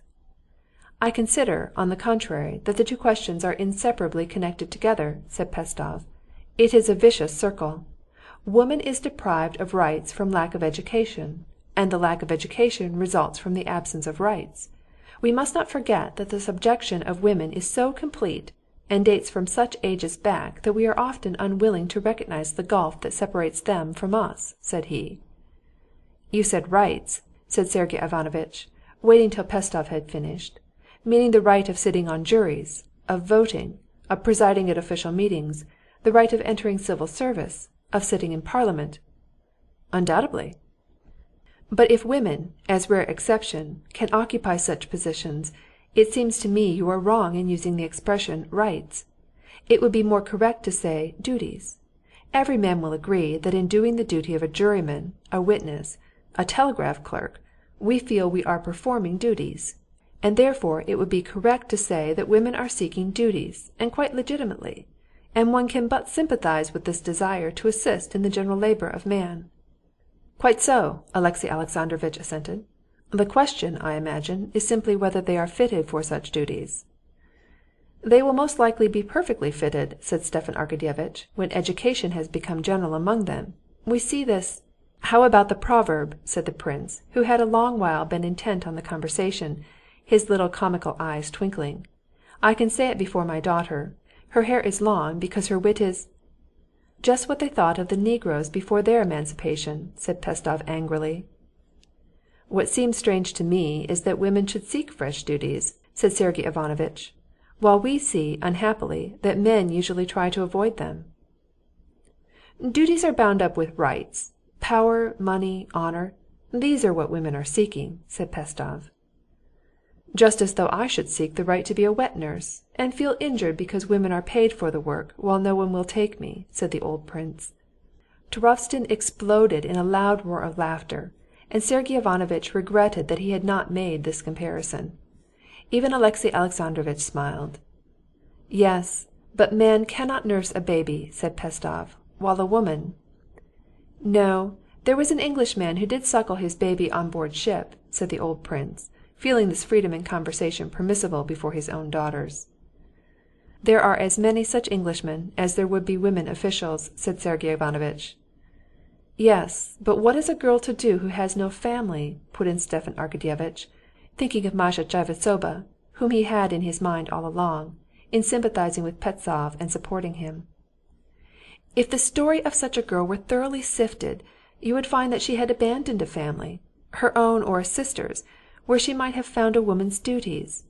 Darya Alexandrovna broke in unexpectedly in a tone of exasperation, probably suspecting what sort of girl Stepan Arkadyevitch was thinking of. "But we take our stand on principle as the ideal," replied Pestsov in his mellow bass. "Woman desires to have rights, to be independent, educated. She is oppressed, humiliated by the consciousness of her disabilities." "And I am oppressed and humiliated that they won't engage me at the Foundling," the old prince said again, to the huge delight of Turovtsin, who in his mirth dropped his asparagus with the thick end in the sauce. Chapter 10.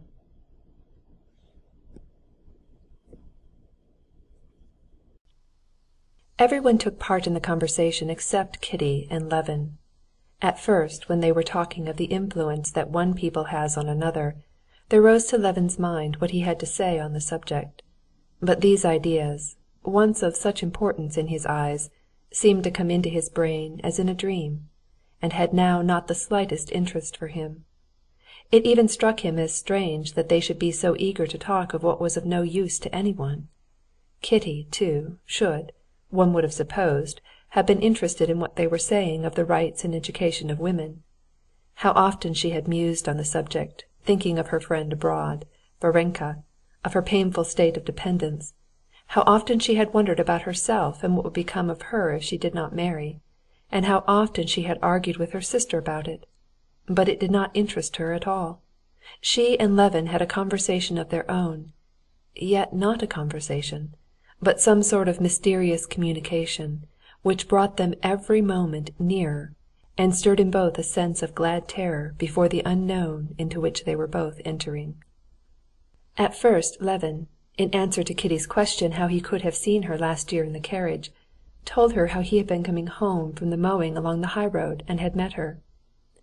"It was very, very early in the morning.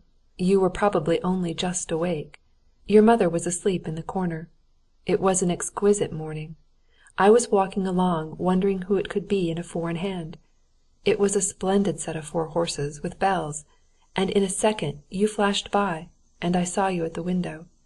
You were sitting like this, holding the strings of your cap in both hands, and thinking awfully deeply about something," he said, smiling. "How I should like to know what you were thinking about then. Something important?" "Wasn't I dreadfully untidy?" she wondered. But seeing the smile of ecstasy these reminiscences called up, she felt that the impression she had made had been very good. She blushed and laughed with delight. "Really, I don't remember." "How nicely Turovtsin laughs," said Levin, admiring his moist eyes and shaking chest. "Have you known him long?" asked Kitty. "Oh, everyone knows him." "And I see you think he's a horrid man?" "Not horrid, but nothing in him." "Oh, you're wrong, and you must give up thinking so directly," said Kitty. "I used to have a very poor opinion of him too, but he's awfully nice and a wonderfully good-hearted man. He has a heart of gold." "How could you find out what sort of heart he has?" "We are great friends. I know him very well. Last winter, soon after you came to see us," she said, with a guilty and at the same time confiding smile, "all Dolly's children had scarlet fever, and he happened to come and see her. And only fancy," she said in a whisper, "he felt so sorry for her that he stayed and began to help look after the children. Yes, and for 3 weeks he stopped with them, and looked after the children like a nurse. I am telling Konstantin Dmitrievitch about Turovtsin in the scarlet fever," she said, bending over to her sister. "Yes, it was wonderful, noble," said Dolly, glancing towards Turovtsin, who had become aware that they were talking of him, and smiling gently to him. Levin glanced once more at Turovtsin, and wondered how it was that he had not realized all this man's goodness before. I'm sorry, and I'll never think ill of people again," he said gaily, genuinely expressing what he felt at the moment. Chapter 11.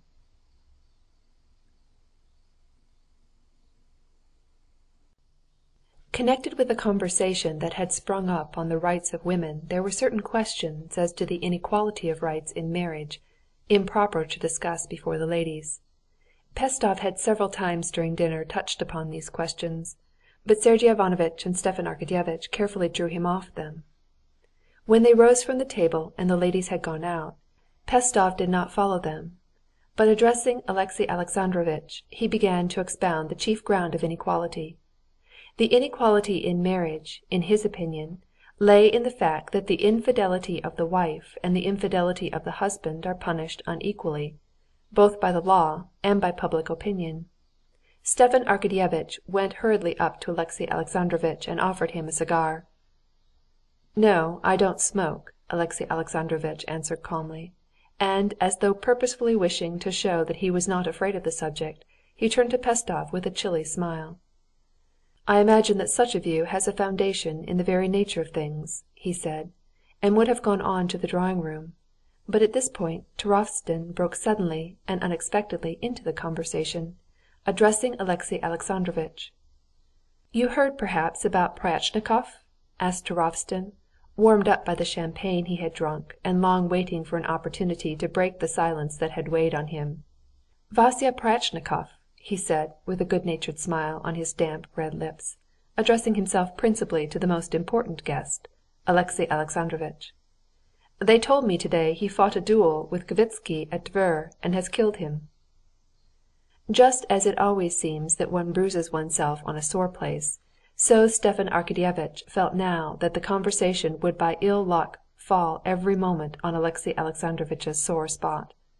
He would again have got his brother-in-law away, but Alexey Alexandrovitch himself inquired with curiosity: "What did Pryatchnikov fight about?" "His wife. Acted like a man, he did. Called him out and shot him." "Ah," said Alexey Alexandrovitch indifferently, and lifting his eyebrows, he went into the drawing-room. "How glad I am you have come," Dolly said with a frightened smile, meeting him in the outer drawing-room. "I must talk to you. Let's sit here." Alexey Alexandrovitch, with the same expression of indifference, given him by his lifted eyebrows, sat down beside Darya Alexandrovna and smiled affectedly. "It's fortunate," said he, "especially as I was meaning to ask you to excuse me, and to be taking leave. I have to start tomorrow." Darya Alexandrovna was firmly convinced of Anna's innocence, and she felt herself growing pale and her lips quivering with anger at this frigid, unfeeling man, who was so calmly intending to ruin her innocent friend. "Alexey Alexandrovitch," she said with desperate resolution, looking him in the face, "I asked you about Anna. You made me no answer. How is she?" "She is, I believe, quite well, Darya Alexandrovna," replied Alexey Alexandrovitch, not looking at her. "Alexey Alexandrovitch, forgive me. I have no right. But I love Anna as a sister, and esteem her. I beg, I beseech you to tell me what is wrong between you. What fault do you find with her?" Alexey Alexandrovitch frowned, and almost closing his eyes, dropped his head. "I presume that your husband has told you the grounds on which I consider it necessary to change my attitude to Anna Arkadyevna," he said, not looking her in the face, but eyeing with displeasure Shtcherbatsky, who was walking across the drawing-room. "I don't believe it. I don't believe it. I can't believe it," Dolly said, clasping her bony hands before her with a vigorous gesture. She rose quickly and laid her hand on Alexey Alexandrovitch's sleeve. "We shall be disturbed here. Come this way, please." Dolly's agitation had an effect on Alexey Alexandrovitch. He got up and submissively followed her to the schoolroom. They sat down to a table covered with an oilcloth cut in slits by penknives. I don't believe it," Dolly said, trying to catch his glance that avoided her.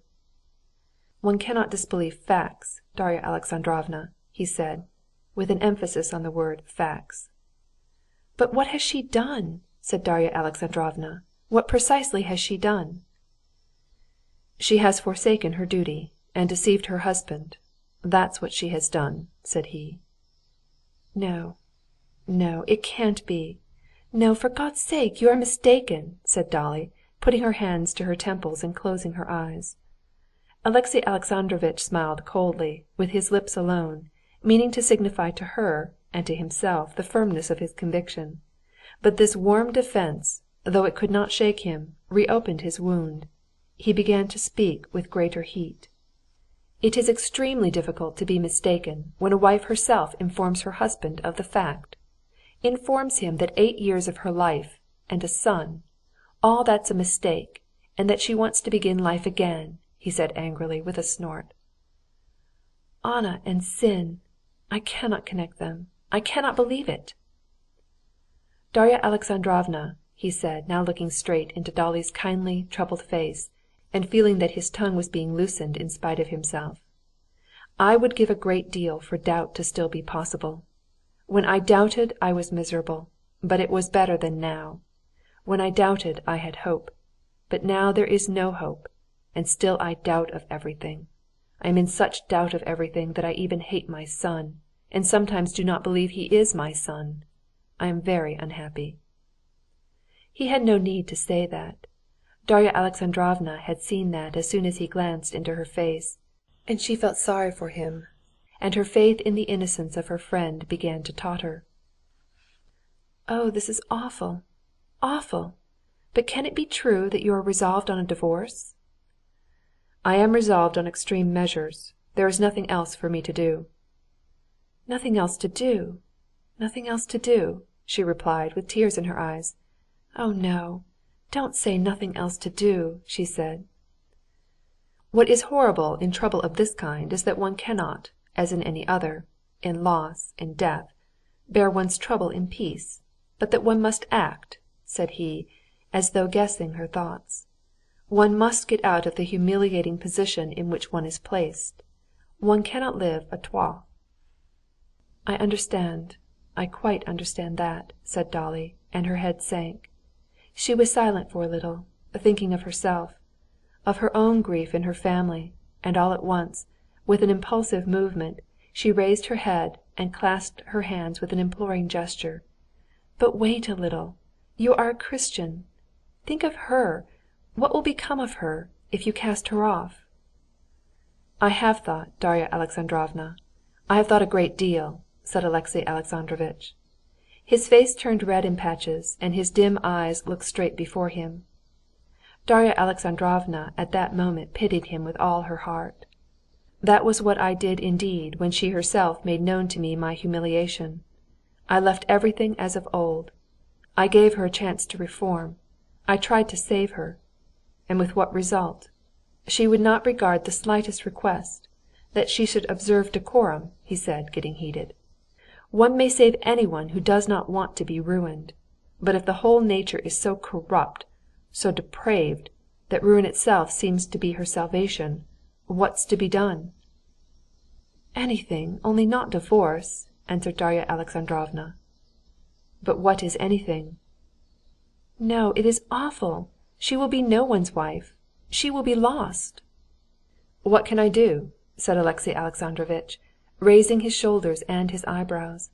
The recollection of his wife's last act had so incensed him that he had become frigid, as at the beginning of the conversation. "I am very grateful for your sympathy, but I must be going," he said, getting up. "No, wait a minute. You must not ruin her. Wait a little. I will tell you about myself. I was married, and my husband deceived me. In anger and jealousy I would have thrown up everything. I would myself. But I came to myself again. And who did it? Anna saved me. And here I am living on. The children are growing up. My husband has come back to his family and feels his fault, is growing purer, better, and I live on. I have forgiven it, and you ought to forgive." Alexey Alexandrovitch heard her, but her words had no effect on him now. All the hatred of that day when he had resolved on a divorce had sprung up again in his soul. He shook himself and said in a shrill, loud voice, "Forgive I cannot, and I do not wish to, and I regard it as wrong. I have done everything for this woman, and she has trodden it all in the mud to which she is akin. I am not a spiteful man. I have never hated anyone, but I hate her with my whole soul, and I cannot even forgive her, because I hate her too much for all the wrong she has done me," he said, with tones of hatred in his voice. "Love those that hate you," Darya Alexandrovna whispered timorously. Alexey Alexandrovitch smiled contemptuously. That he knew long ago, but it could not be applied to his case. "Love those that hate you, but to love those one hates is impossible.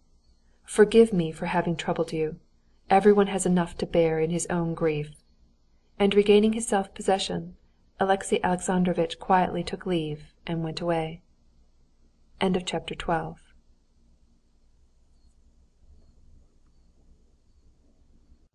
When they rose from table, Levin would have liked to follow Kitty into the drawing-room, but he was afraid she might dislike this, as too obviously paying her attention. He remained in the little ring of men, taking part in the general conversation, and without looking at Kitty, he was aware of her movements, her looks, and the place where she was in the drawing-room. He did at once, and without the smallest effort, keep the promise he had made her, always to think well of all men, and to like everyone always. The conversation fell on the village commune, in which Pestov saw a sort of special principle, called by him the choral principle. Levin did not agree with Pestov, nor with his brother, who had a special attitude of his own, both admitting and not admitting the significance of the Russian commune. But he talked to them, simply trying to reconcile and soften their differences. He was not in the least interested in what he said himself, and even less so in what they said. All he wanted was that they and everyone should be happy and contented. He knew now the one thing of importance, and that one thing was at first there in the drawing-room, and then began moving across, and came to a standstill at the door. Without turning round he felt the eyes fixed on him, and the smile, and he could not help turning round. She was standing in the doorway with Shtcherbatsky, looking at him. "I thought you were going towards the piano," he said, going up to her. "That's something I miss in the country. Music." "No, we only came to fetch you and thank you," she said, rewarding him with a smile that was like a gift, "for coming. What do they want to argue for? No one ever convinces anyone, you know." "Yes, that's true," said Levin. "It generally happens that one argues warmly simply because one can't make out what one's opponent wants to prove." Levin had often noticed in discussion between the most intelligent people that after enormous efforts, and an enormous expenditure of logical subtleties and words, the disputants finally arrived at being aware that what they had so long been struggling to prove to one another had long ago, from the beginning of the argument, been known to both, but that they liked different things, and would not define what they liked for fear of its being attacked. He had often had the experience of suddenly in a discussion grasping what it was his opponent liked, and at once liking it too, and immediately he found himself agreeing, and then all arguments fell away as useless. Sometimes, too, he had experienced the opposite, expressing at last what he liked himself, which he was devising arguments to defend, and, chancing to express it well and genuinely, he had found his opponent at once agreeing and ceasing to dispute his position. He tried to say this. She knitted her brow, trying to understand, but directly he began to illustrate his meaning, she understood at once. "I know. One must find out what he is arguing for, what is precious to him. Then one can—" She had completely guessed and expressed his badly expressed idea. Levin smiled joyfully.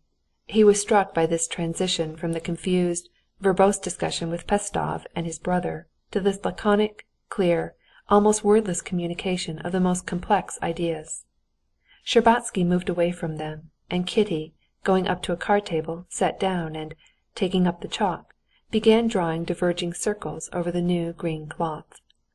They began again on the subject that had been started at dinner, the liberty and occupations of women. Levin was of the opinion of Darya Alexandrovna that a girl who did not marry should find a woman's duties in a family. He supported this view by the fact that no family can get on without women to help, that in every family, poor or rich, there are and must be nurses, either relations or hired. "No," said Kitty, blushing, but looking at him all the more boldly with her truthful eyes. "A girl may be so circumstanced that she cannot live in the family without humiliation, while she herself—" At the hint he understood her. "Oh, yes," he said. "Yes, yes, yes. You're right, you're right." And he saw all that Pestov had been maintaining at dinner of the liberty of women, simply from getting a glimpse of the terror of an old maid's existence, and its humiliation in Kitty's heart. And loving her, he felt that terror and humiliation, and at once gave up his arguments. A silence followed. She was still drawing with the chalk on the table. Her eyes were shining with a soft light. Under the influence of her mood he felt in all his being a continually growing tension of happiness. "Ah, I've scribbled all over the table," she said, and, laying down the chalk, she made a movement as though to get up. "What, shall I be left alone, without her?" he thought with horror, and he took up the chalk. "Wait a minute," he said, sitting down to the table. "I've long wanted to ask you one thing." He looked straight into her caressing though frightened eyes. "Please, ask it." "Here," he said, and he wrote the initial letters W, Y, T, M, I C N B D T M N O T. These letters meant, when you told me it could never be, did that mean never or then? There seemed no likelihood that she could make out this complicated sentence, but he looked at her as though his life depended on her understanding the words. She glanced at him seriously, then leaned her puckered brow on her hands and began to read. Once or twice she stole a look at him, as though asking, "Is this what I think?"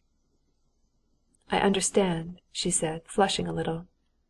"What is this word?" he said, pointing to the N that stood for never. "It means never," she said, "but that's not true." He quickly rubbed out what he had written, gave her the chalk and stood up. She wrote TICNAD.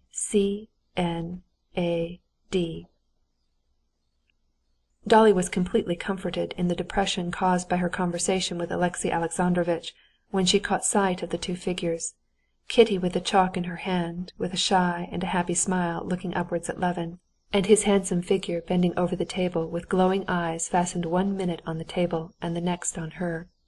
He was suddenly radiant. He had understood. It meant, then I could not answer differently. He glanced at her questioningly, timidly. "Only then?"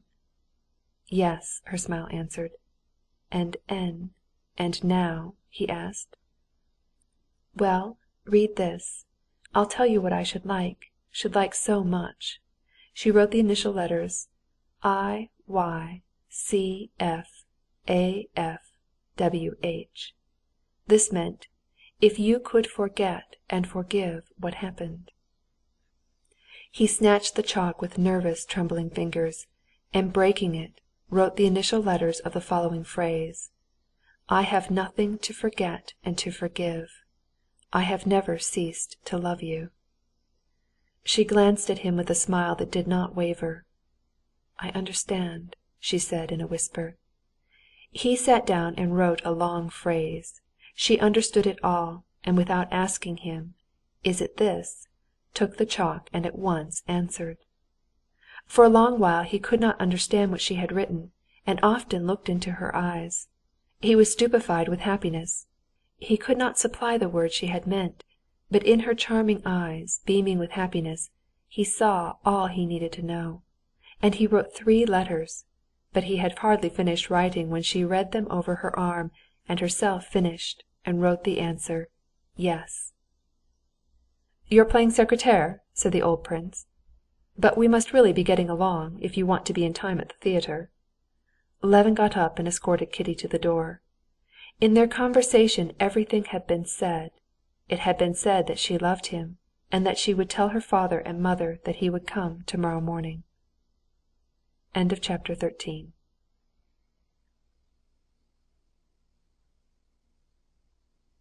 Kitty had gone, and Levin was left alone. He felt such uneasiness without her, and such an impatient longing to get as quickly as possible, to tomorrow morning, when he would see her again and be plighted to her forever, that he felt afraid, as though of death, of those 14 hours that he had to get through without her. It was essential for him to be with someone to talk to, so as not to be left alone, to kill time. Stepan Arkadyevitch would have been the companion most congenial to him, but he was going out, he said, to a soirée, in reality to the ballet. Levin only had time to tell him he was happy, and that he loved him, and would never, never forget what he had done for him.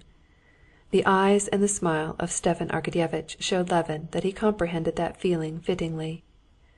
"Oh, so it's not time to die yet?" said Stepan Arkadyevitch, pressing Levin's hand with emotion. "No," said Levin. Darya Alexandrovna, too, as she said good-bye to him, gave him a sort of congratulation, saying, "How glad I am you have met Kitty again. One must value old friends." Levin did not like these words of Darya Alexandrovna's. She could not understand how lofty and beyond her it all was, and she ought not to have dared to allude to it. Levin said good-bye to them, but, not to be left alone, he attached himself to his brother. "Where are you going?" I'm going to a meeting." "Well, I'll come with you. May I?" "What for?" "Yes, come along," said Sergey Ivanovitch, smiling. "What is the matter with you today?" "With me? Happiness is the matter with me," said Levin, letting down the window of the carriage they were driving in. "You don't mind? It's so stifling. It's happiness is the matter with me. Why is it you have never married?" Sergey Ivanovitch smiled. "I am very glad. She seems a nice Sergey Ivanovitch was beginning. "Don't say it! Don't say it!" shouted Levin, clutching at the collar of his fur coat with both hands, and muffling him up in it. "She's a nice girl" were such simple, humble words, so out of harmony with his feeling. Sergey Ivanovitch laughed outright, a merry laugh, which was rare with him. "Well, anyway, I may say that I'm very glad of it." "That you may do tomorrow. Tomorrow and nothing more. Nothing, nothing. Silence!" said Levin, and muffling him once more in his fur coat, he added, "I do like you so. Well, is it possible for me to be present at the meeting?" "Of course it is." "What is your discussion about today?" asked Levin, never ceasing smiling. They arrived at the meeting. Levin heard the secretary hesitatingly read the minutes, which he obviously did not himself understand, but Levin saw from his secretary's face what a good, nice, kind-hearted person he was. This was evident from his confusion and embarrassment in reading the minutes. Then the discussion began. They were disputing about the misappropriation of certain sums and the laying of certain pipes, and Sergey Ivanovitch was very cutting to two members, and said something at great length with an air of triumph, and another member, scribbling something on a bit of paper, began timidly at first, but afterwards answered him very viciously and delightfully. And then Sviazhsky, he was there too, said something too, very handsomely and nobly. Levin listened to them and saw clearly that these missing sums and these pipes were not anything real, and that they were not at all angry, but were all the nicest, kindest people, and everything was as happy and charming as possible among them. They did no harm to anyone, and were all enjoying it. What struck Levin was that he could see through them all today, and from little, almost imperceptible signs knew the soul of each, and saw distinctly that they were all good at heart. And Levin himself in particular they were all extremely fond of that day. That was evident from the way they spoke to him, from the friendly, affectionate way even those he did not know looked at him. "Well, did you like it?" Sergey Ivanovitch asked him. "Very much. I never supposed it was so interesting. Capital! Splendid!" Sviazhsky went up to Levin and invited him to come round to tea with him. Levin was utterly at a loss to comprehend or recall what it was he had disliked in Sviazhsky, what he had failed to find in him. He was a clever and wonderfully good-hearted man. "Most delighted," he said, and asked after his wife and sister-in-law. And from a queer association of ideas, because in his imagination the idea of Sviazhsky's sister-in-law was connected with marriage, it occurred to him that there was no one to whom he could more suitably speak of his happiness, and he was very glad to go and see them. Sviazhsky questioned him about his improvements on his estate, presupposing, as he always did, that there was no possibility of doing anything not already done in Europe. And now this did not in the least annoy Levin. On the contrary, he felt that Sviazhsky was right, that the whole business was of little value, and he saw the wonderful softness and consideration with which Sviazhsky avoided fully expressing his correct view. The ladies of the Sviazhsky household were particularly delightful. It seemed to Levin that they knew all about it already and sympathized with him, saying nothing merely from delicacy. He stayed with them 1 hour, 2, 3, talking all sorts of subjects but the one thing that filled his heart, and did not observe that he was boring them dreadfully, and that it was long past their bedtime. Sviazhsky went with him into the hall, yawning and wondering at the strange humor his friend was in. It was past 1 o'clock. Levin went back to his hotel, and was dismayed at the thought that all alone now with his impatience he had 10 hours still left to get through. The servant, whose turn it was to be up all night, lighted his candles, and would have gone away, but Levin stopped him. This servant, Yegor, whom Levin had noticed before, struck him as a very intelligent, excellent, and above all, good-hearted man. "Why, Yegor, it's hard work not sleeping, isn't it?" "One's got to put up with it. It's part of our work, you see. In a gentleman's house it's easier. But then here one makes more." It appeared that Yegor had a family, 3 boys and a daughter, a sempstress whom he wanted to marry to a cashier in a saddler's shop. Levin, on hearing this, informed Yegor that, in his opinion, in marriage the great thing was love, and that with love one would always be happy, for happiness rests only on oneself. Yegor listened attentively, and obviously quite took in Levin's idea, but by way of assent to it he enunciated, greatly to Levin's surprise, the observation that when he had lived with good masters he had always been satisfied with his masters, and now was perfectly satisfied with his employer, though he was a Frenchman. "Wonderfully good-hearted fellow," thought Levin. "Well, but you yourself, Yegor, when you got married, did you love your wife?" "Aye, and why not?" responded Yegor. And Levin saw that Yegor too was in an excited state and intending to express all his most heartfelt emotions. "My life too has been a wonderful one. From a child up," he was beginning with flashing eyes, apparently catching Levin's enthusiasm, just as people catch yawning. But at that moment a ring was heard. Yegor departed, and Levin was left alone. He had eaten scarcely anything at dinner, had refused tea and supper at Sviazhsky's, but he was incapable of thinking of supper. He had not slept the previous night, but was incapable of thinking of sleep either. His room was cold, but he was oppressed by heat. He opened both the movable panes in his window and sat down to the table opposite the panes. Over the snow-covered roofs could be seen a decorated cross with chains, and above it the rising triangle of Charles Wain with the yellowish light of Capella. He gazed at the cross, then at the stars, drank in the fresh freezing air that flowed evenly into the room, and followed as though in a dream the images and memories that rose in his imagination. At 4 o'clock he heard steps in the passage and peeped out at the door. It was the gambler, Myaskin, whom he knew was coming from the club. He walked gloomily, frowning and coughing. "Poor unlucky fellow," thought Levin, and tears came into his eyes from love and pity for this man.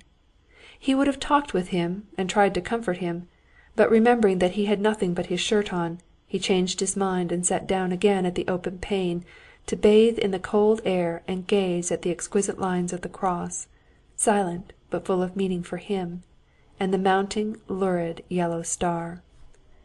At 7 o'clock there was a noise of people polishing the floors, and bells ringing in some servants' department, and Levin felt that he was beginning to get frozen. He closed the pane, washed, dressed, and went out into the street. End of chapter 14.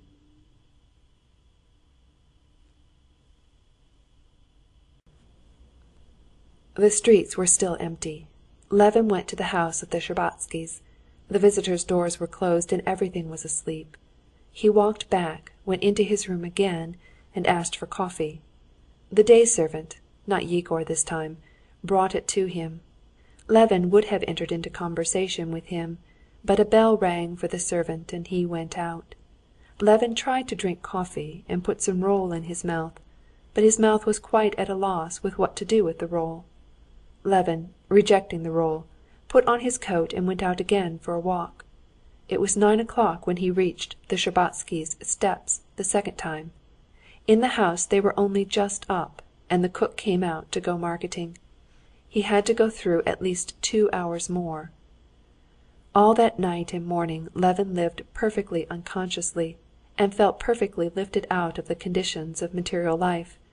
He had eaten nothing for a whole day. He had not slept for 2 nights.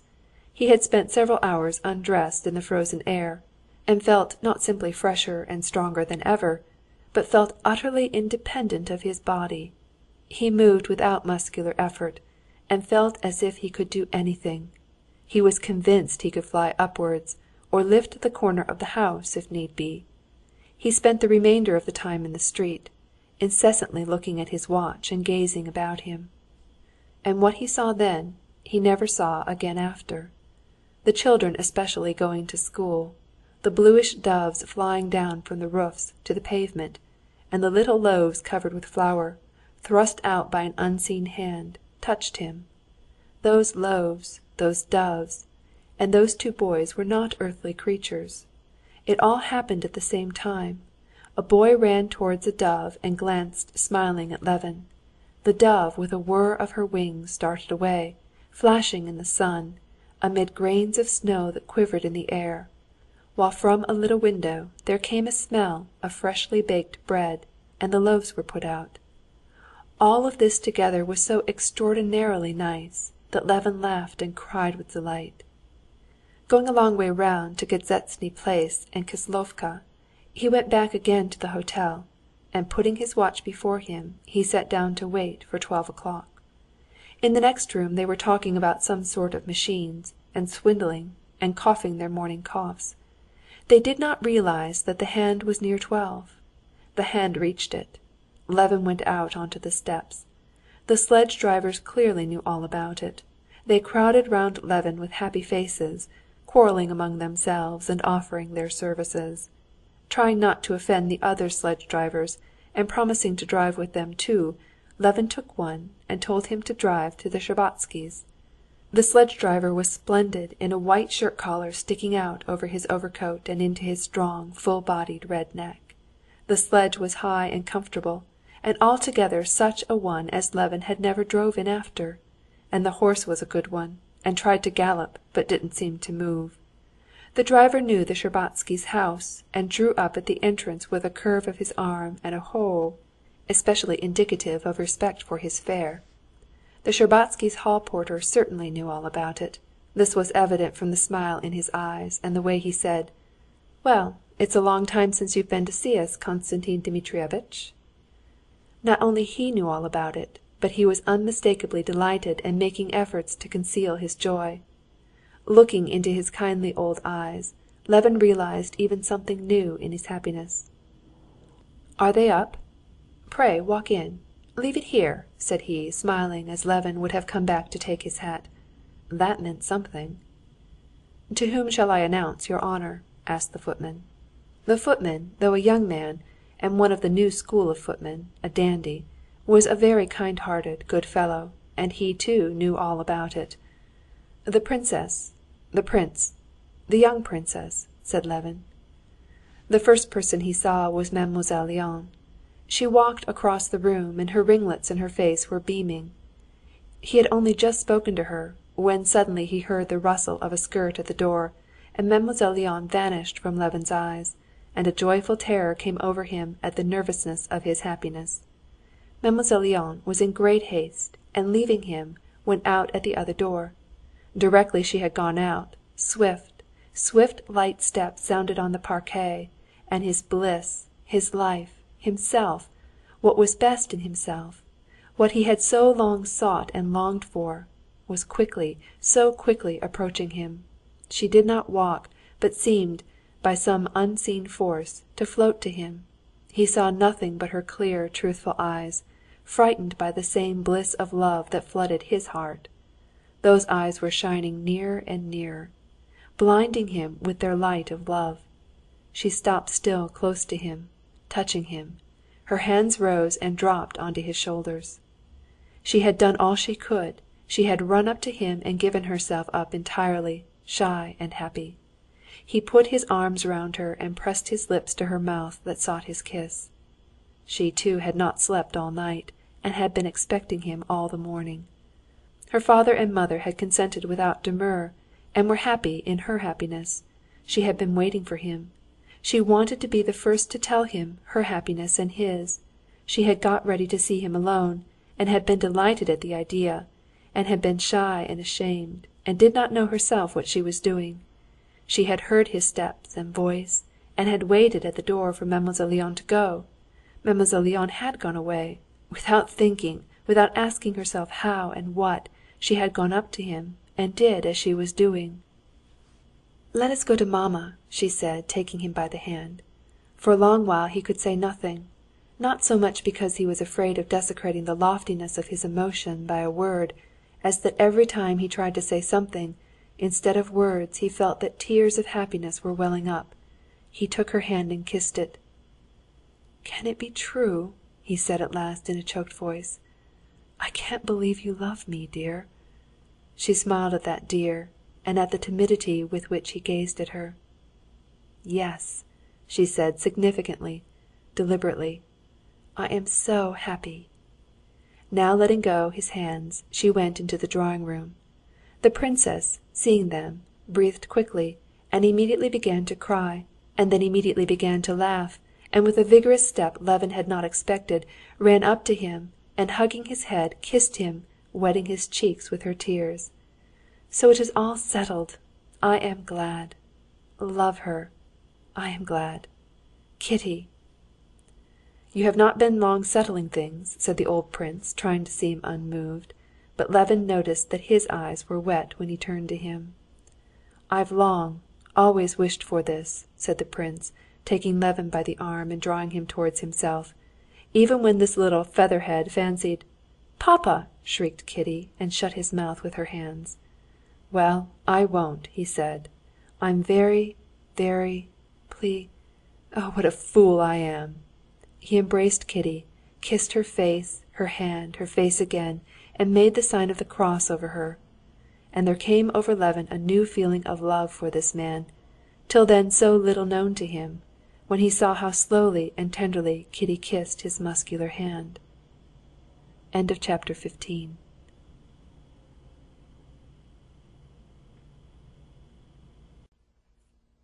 The princess sat in her armchair, silent and smiling. The prince sat down beside her. Kitty stood by her father's chair, still holding his hand. All were silent. The princess was the first to put everything into words, and to translate all the thoughts and feelings into practical questions, and all equally felt this strange and painful for the first minute. "When is it to be? We must have the benediction and announcement. And when's the wedding to be? What do you think, Alexander?" "Here he is," said the old prince, pointing to Levin. "He's the principal person in the matter." "When?" said Levin, blushing. "Tomorrow. If you ask me, I should say, the benediction today and the wedding tomorrow." "Come, mon cher, that's nonsense." "Well, in a week." "He's quite mad." "No? Why so?" "Well, upon my word," said the mother, smiling, delighted at this haste. "How about the trousseau?" "Will there really be a trousseau and all that?" Levin thought with horror. "But can the trousseau and the benediction and all that, can it spoil my happiness? Nothing can spoil it." He glanced at Kitty, and noticed that she was not in the least, not the very least, disturbed by the idea of the trousseau. "Then it must be all right," he thought. "Oh, I know nothing about it. I only said what I should like," he said apologetically. "We'll talk it over then. The benediction and the announcement can take place now. That's very well." The princess went up to her husband, kissed him, and would have gone away, but he kept her, embraced her, and, tenderly as a young lover, kissed her several times, smiling. The old people were obviously muddled for a moment, and did not quite know whether it was they who were in love again or their daughter. When the prince and princess had gone, Levin went up to his betrothed and took her hand. He was self-possessed now and could speak, and he had a great deal he wanted to tell her. But he said not at all what he had to say. "How I knew it would be so! I never hoped for it, and yet in my heart I was always sure," he said. "I believed that it was ordained." "And I," said she. "Even when—" She stopped and went on again, looking at him resolutely with her truthful eyes. "Even when I thrust from me my happiness, I always loved you alone, but I was carried away. I ought to tell you. Can you forgive that?" "Perhaps it was for the best. You will have to forgive me so much. I ought to tell you." This was one of the things he had meant to speak about. He had resolved from the first to tell her two things: that he was not chaste as she was, and that he was not a believer. It was agonizing, but he considered he ought to tell her both these facts. "No, not now. Later," he said. "Very well, later. But you must certainly tell me. I am not afraid of anything. I want to know everything. Now it is settled." He added, "Settled that you'll take me whatever I may be. You won't give me up. Yes?" "Yes, yes." Their conversation was interrupted by Mademoiselle Linon, who, with an affected but tender smile, came to congratulate her favourite pupil. Before she had gone, the servants came in with their congratulations. Then relations arrived, and there began that state of blissful absurdity from which Levin did not emerge till the day after his wedding. Levin was in a continual state of awkwardness and discomfort, but the intensity of his happiness went on all the while increasing. He felt continually that a great deal was being expected of him, what, he did not know, and he did everything he was told, and it all gave him happiness. He had thought his engagement would have nothing about it like others, that the ordinary conditions of engaged couples would spoil his special happiness, but it ended in his doing exactly as other people did, and his happiness being only increased thereby, and becoming more and more special, more and more unlike anything that had ever happened. "Now we shall have sweetmeats to eat," said Mademoiselle Linon, and Levin drove off to buy sweetmeats. "Well, I'm very glad," said Sviazhsky. "I advise you to get the bouquets from Fomin's." "Oh, are they wanted?" And he drove to Fomin's. His brother offered to lend him money, as he would have so many expenses, presents to give. "Oh, are presents wanted?" And he galloped to Fold's. And at the confectioner's, and at Fomin's, and at Fold's, he saw that he was expected, that they were pleased to see him, and prided themselves on his happiness, just as everyone whom he had to do with during those days. What was extraordinary was that everyone not only liked him, but even people previously unsympathetic, cold and callous, were enthusiastic over him, gave way to him in everything, treated his feeling with tenderness and delicacy, and shared his conviction that he was the happiest man in the world because his betrothed was beyond perfection. Kitty too felt the same thing. When Countess Nordston ventured to hint that she had hoped for something better, Kitty was so angry and proved so conclusively that nothing in the world could be better than Levin, that Countess Nordston had to admit it, and in Kitty's presence never met Levin without a smile of ecstatic admiration. The confession he had promised was the one painful incident of this time. He consulted the old prince, and with his sanction gave Kitty his diary, in which there was written the confession that tortured him. He had written this diary at the time with a view to his future wife. Two things caused him anguish: his lack of purity and his lack of faith. His confession of unbelief passed unnoticed. She was religious, had never doubted the truths of religion, but his external unbelief did not affect her in the least. Through love she knew all his soul, and in his soul she saw what she wanted, and that such a state of soul should be called unbelieving was to her a matter of no account. The other confession set her weeping bitterly. Levin, not without an inner struggle, handed her his diary. He knew that between him and her there could not be, and should not be, secrets, and so he had decided that so it must be.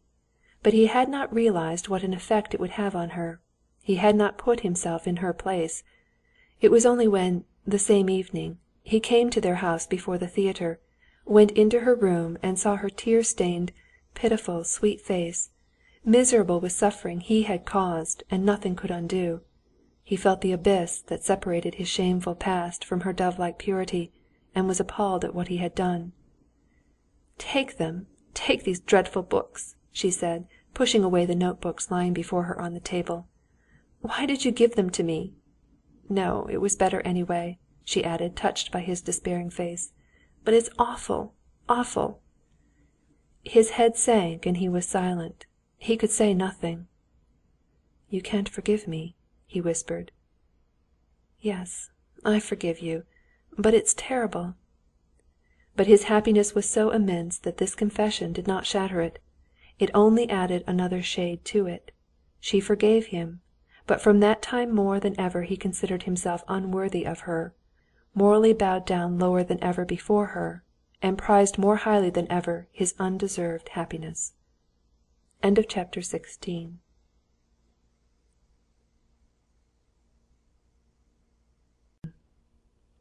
Unconsciously going over in his memory the conversations that had taken place during and after dinner, Alexey Alexandrovitch returned to his solitary room. Darya Alexandrovna's words about forgiveness had aroused in him nothing but annoyance. The applicability or non-applicability of the Christian precept to his own case was too difficult a question to be discussed lightly, and this question had long ago been answered by Alexey Alexandrovitch in the negative. Of all that had been said, what stuck most in his memory was the phrase of a stupid, good-natured Turovtsin. Acted like a man he did, called him out and shot him. Everyone had apparently shared this feeling, though from politeness they had not expressed it. "But the matter is settled, it's useless thinking about it," Alexey Alexandrovitch told himself, and thinking of nothing but the journey before him and the revision work he had to do, he went into his room and asked the porter who escorted him where his man was. The porter said that the man had only just gone out.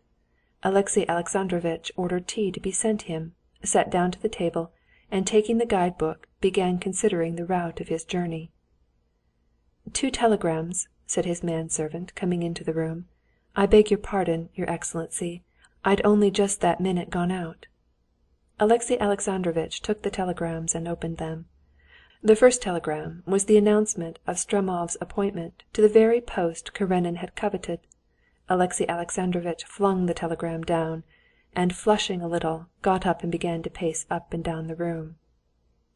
"Quos vult pedere dementat," he said, meaning by the quos the persons responsible for this appointment.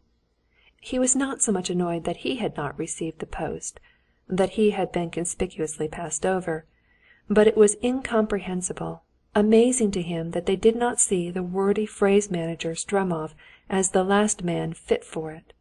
How could they fail to see how they were ruining themselves, lowering their prestige by this appointment? "Something else in the same line," he said to himself bitterly, opening the second telegram. The telegram was from his wife. Her name, written in blue pencil, Anna, was the first thing that caught his eye. "I am dying. I beg, I implore you to come. I shall die easier with your forgiveness," he read. He smiled contemptuously and flung down the telegram. That this was a trick and a fraud, of that, he thought for the first minute, there could be no doubt. There is no deceit she would stick at. She was near her confinement. Perhaps it is the confinement. But what can be their aim? To legitimize the child, to compromise me, and prevent a divorce, he thought. But something was said in it. "I am dying." He read the telegram again, and suddenly the plain meaning of what was said in it struck him. "And if it is true," he said to himself, "if it is true that in the moment of agony and nearness to death she is genuinely penitent, and I, taking it for a trick, refuse to go, that would not only be cruel, and everyone would blame me, but it would be stupid on my part. Porter, call a coach. I'm going to Petersburg," he said to his servant. Alexey Alexandrovitch decided that he would go to Petersburg and see his wife. If her illness was a trick, he would say nothing and go away again. If she really was in danger and wished to see him before her death, he would forgive her if he found her alive, and pay her the last duties if he came too late. All the way he thought no more of what he ought to do.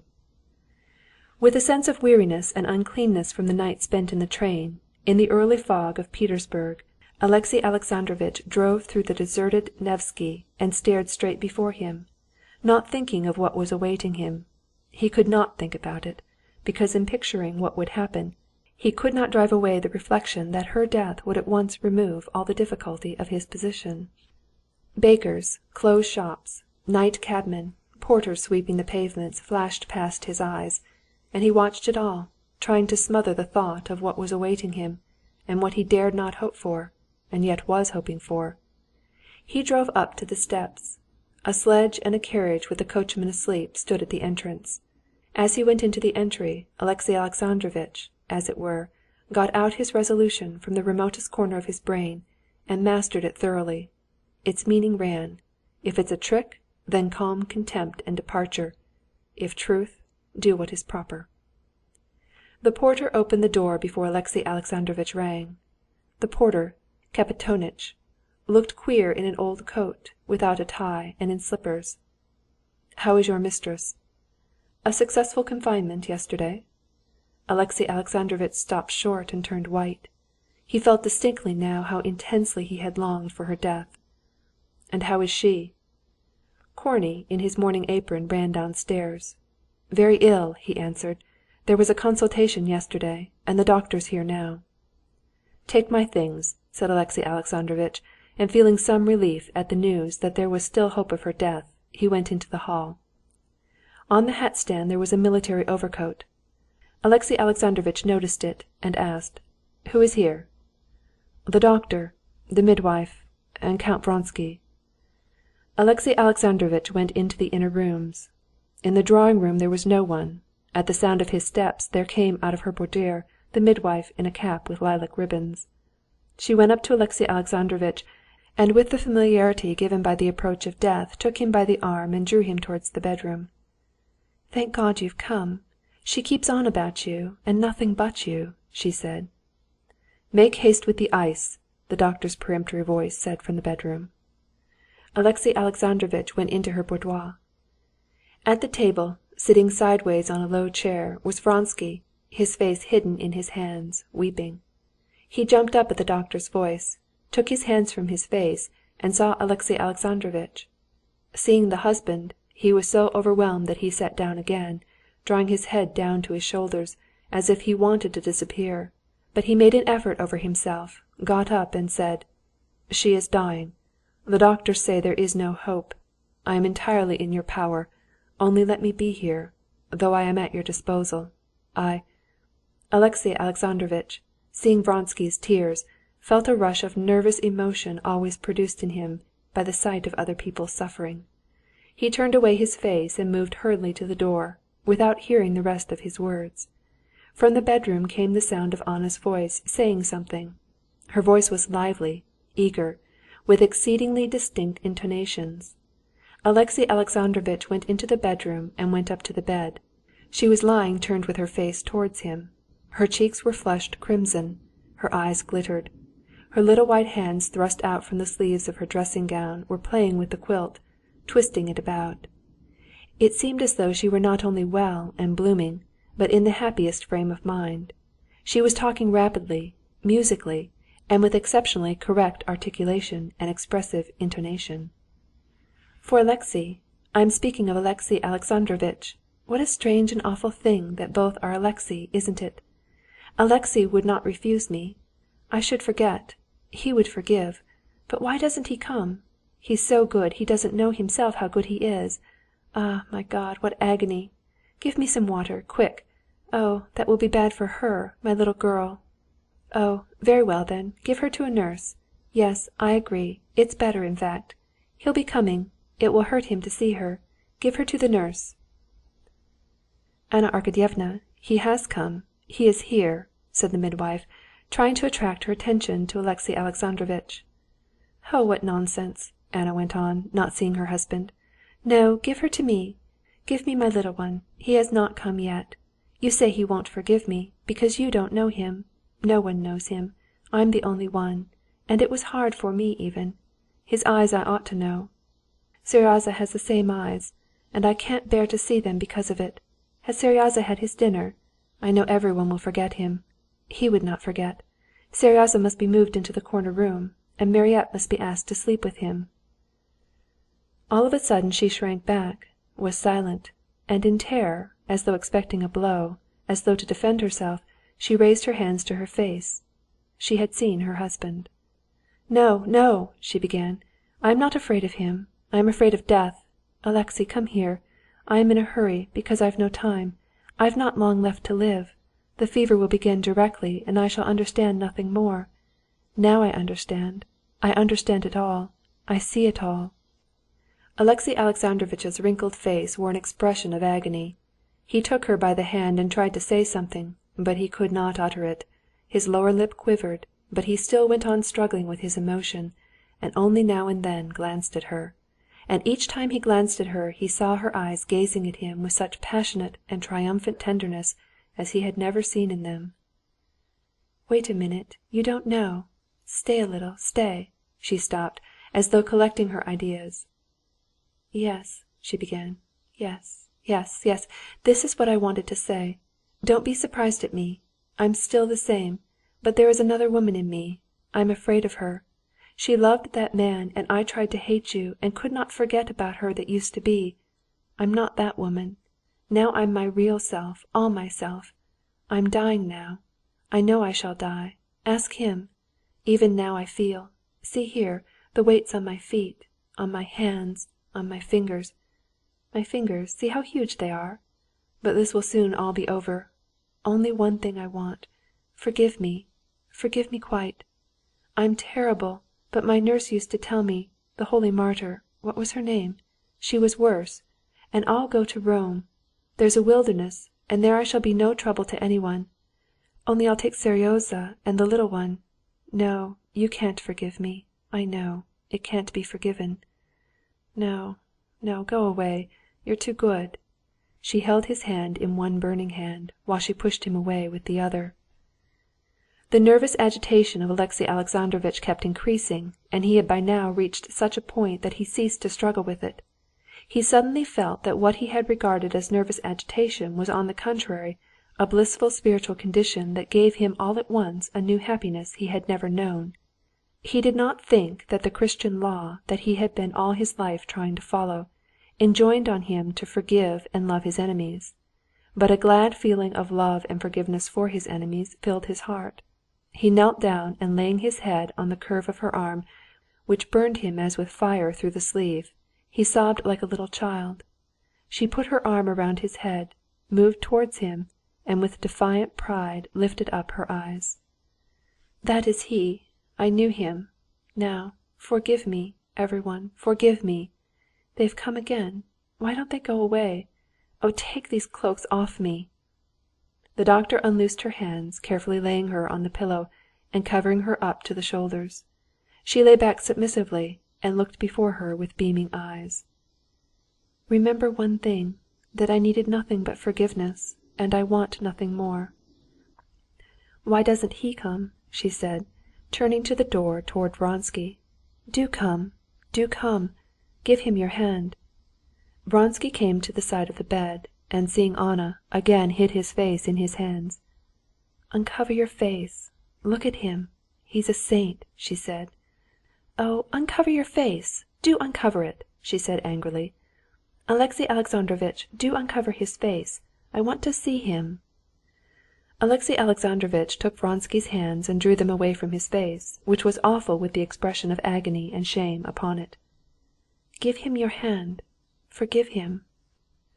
Alexey Alexandrovitch gave him his hand, not attempting to restrain the tears that streamed from his eyes. Thank God, she said. "Now everything is ready. Only to stretch my legs a little. There, that's capital. How badly these flowers are done. Not a bit like a violet," she said, pointing to the hangings. My God, when will it end? Give me some morphine, doctor. Give me some morphine. Oh, my God. And she tossed about on the bed. The doctor said that it was perpetual fever, and that it was 99 chances in 100 it would end in death. The whole day long there was fever, delirium, and unconsciousness. At midnight the patient lay without consciousness and almost without pulse. The end was expected every minute. Vronsky had gone home, but in the morning he came to inquire, and Alexey Alexandrovitch, meeting him in the hall, said, "Better stay, she might ask for you," and himself led him to his wife's boudoir. Towards morning there was a return again of excitement, rapid thought and talk, and again it ended in unconsciousness. On the third day it was the same thing, and the doctor said there was hope. That day Alexey Alexandrovitch went into the boudoir where Vronsky was sitting, and closed the door and sat down opposite him. "Alexey Alexandrovitch," said Vronsky, feeling that a statement of the position was coming, "I can't speak. I can't understand. Spare me. However hard this is for you, believe me, it is more terrible for me." He would have risen, but Alexey Alexandrovitch took him by the hand and said, "I beg you to hear me out. It is necessary. I must explain my feelings, the feelings that have guided me and will guide me, so that you may not be in error regarding me. You know I had resolved on a divorce, and had even begun to take proceedings. I won't conceal from you that in beginning this I was in uncertainty, I was in misery. I will confess that I was pursued by a desire to revenge myself on you and on her. When I got the telegram, I came here with the same feelings. I will say more, I longed for her death. But—" he paused, pondering whether to disclose or not disclose his feelings to him. "But I saw her and forgave her, and the happiness of forgiveness has revealed to me my duty. I forgive completely. I would offer the other cheek, I would give my cloak if my cloak be taken. I pray to God only not to take from me the bliss of forgiveness." Tears stood in his eyes, and the luminous, serene look in them impressed Vronsky. "This is my position. You can trample me in the mud, make me the laughing-stock of the world. I will not abandon her, and I will never utter a word of reproach to you," Alexey Alexandrovitch went on. "My duty is clearly marked for me. I ought to be with her, and I will be. If she wishes to see you, I will let you know. But now I suppose it would be better for you to go away." He got up, and sobs cut short his words. Vronsky too was getting up, and in a stooping, not yet erect posture, looked up at him from under his brows. He did not understand Alexey Alexandrovitch's feelings, but he felt that it was something higher and even unattainable for him with his view of life. Chapter 17.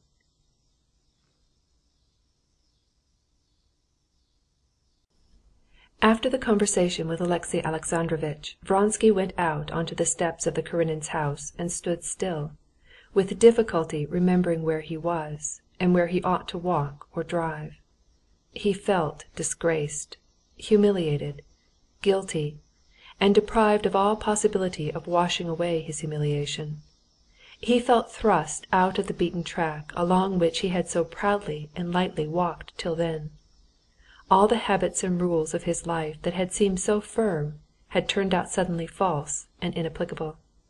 The betrayed husband, who had figured till that time as a pitiful creature, an incidental and somewhat ludicrous obstacle to his happiness, had suddenly been summoned by her herself, elevated to an awe-inspiring pinnacle, and on that pinnacle that husband had shown himself, not malignant, not false, not ludicrous, but kind and straightforward and large. Vronsky could not but feel this, and the parts were suddenly reversed. Vronsky felt his elevation and his own abasement, his truth and his own falsehood. He felt that the husband was magnanimous even in his sorrow, while he had been base and petty in his deceit. But this sense of his own humiliation before the man he had unjustly despised made up only a small part of his misery. He felt unutterably wretched now, for his passion for Anna, which had seemed to him of late to be growing colder, now that he knew he had lost her forever, was stronger than ever it had been. He had seen all of her in her illness, had come to know her very soul, and it seemed to him that he had never loved her till then. And now, when he had learned to know her, to love her as she should be loved, he had been humiliated before her, and had lost her forever, leaving with her nothing of himself but a shameful memory. Most terrible of all had been his ludicrous, shameful position when Alexey Alexandrovitch had pulled his hands away from his humiliated face. He stood on the steps of the Karenins' house like one distraught, and did not know what to do. "A sledge, sir?" asked the porter. "Yes, a sledge." On getting home, after 3 sleepless nights, Vronsky, without undressing, lay down flat on the sofa, clasping his hands and laying his head on them. His head was heavy. Images, memories, and ideas of the strangest description followed one another with extraordinary rapidity and vividness. First it was the medicine he had poured out for the patient and spilt over the spoon, then the midwife's white hands, then the queer posture of Alexey Alexandrovitch on the floor beside the bed. "To sleep, to forget," he said to himself, with the serene confidence of a healthy man that if he is tired and sleepy, he will go to sleep at once. And the same instant his head did begin to feel drowsy, and he began to drop off into forgetfulness. The waves of the sea of unconsciousness had begun to meet over his head, when all at once, it was as though a violent shock of electricity had passed over him.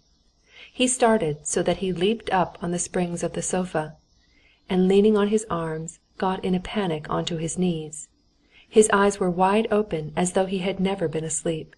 The heaviness in his head and the weariness in his limbs that he had felt a minute before had suddenly gone. "You may trample me in the mud." He heard Alexey Alexandrovitch's words, and saw him standing before him, and saw Anna's face with its burning flush and glittering eyes, gazing with love and tenderness, not at him, but at Alexey Alexandrovitch. He saw his own, as he fancied, foolish and ludicrous figure when Alexey Alexandrovitch took his hands away from his face. He stretched out his legs again and flung himself on the sofa, in the same position, and shut his eyes. "To sleep, to forget," he repeated to himself, but with his eyes shut he saw more distinctly than ever Anna's face as it had been on the memorable evening before the races. "This is not and will not be, and she wants to wipe it out of her memory, but I cannot live without it. How can we be reconciled? How can we be reconciled?" he said aloud, and unconsciously began to repeat these words. This repetition checked the rising up of fresh images and memories, which he felt were thronging in his brain.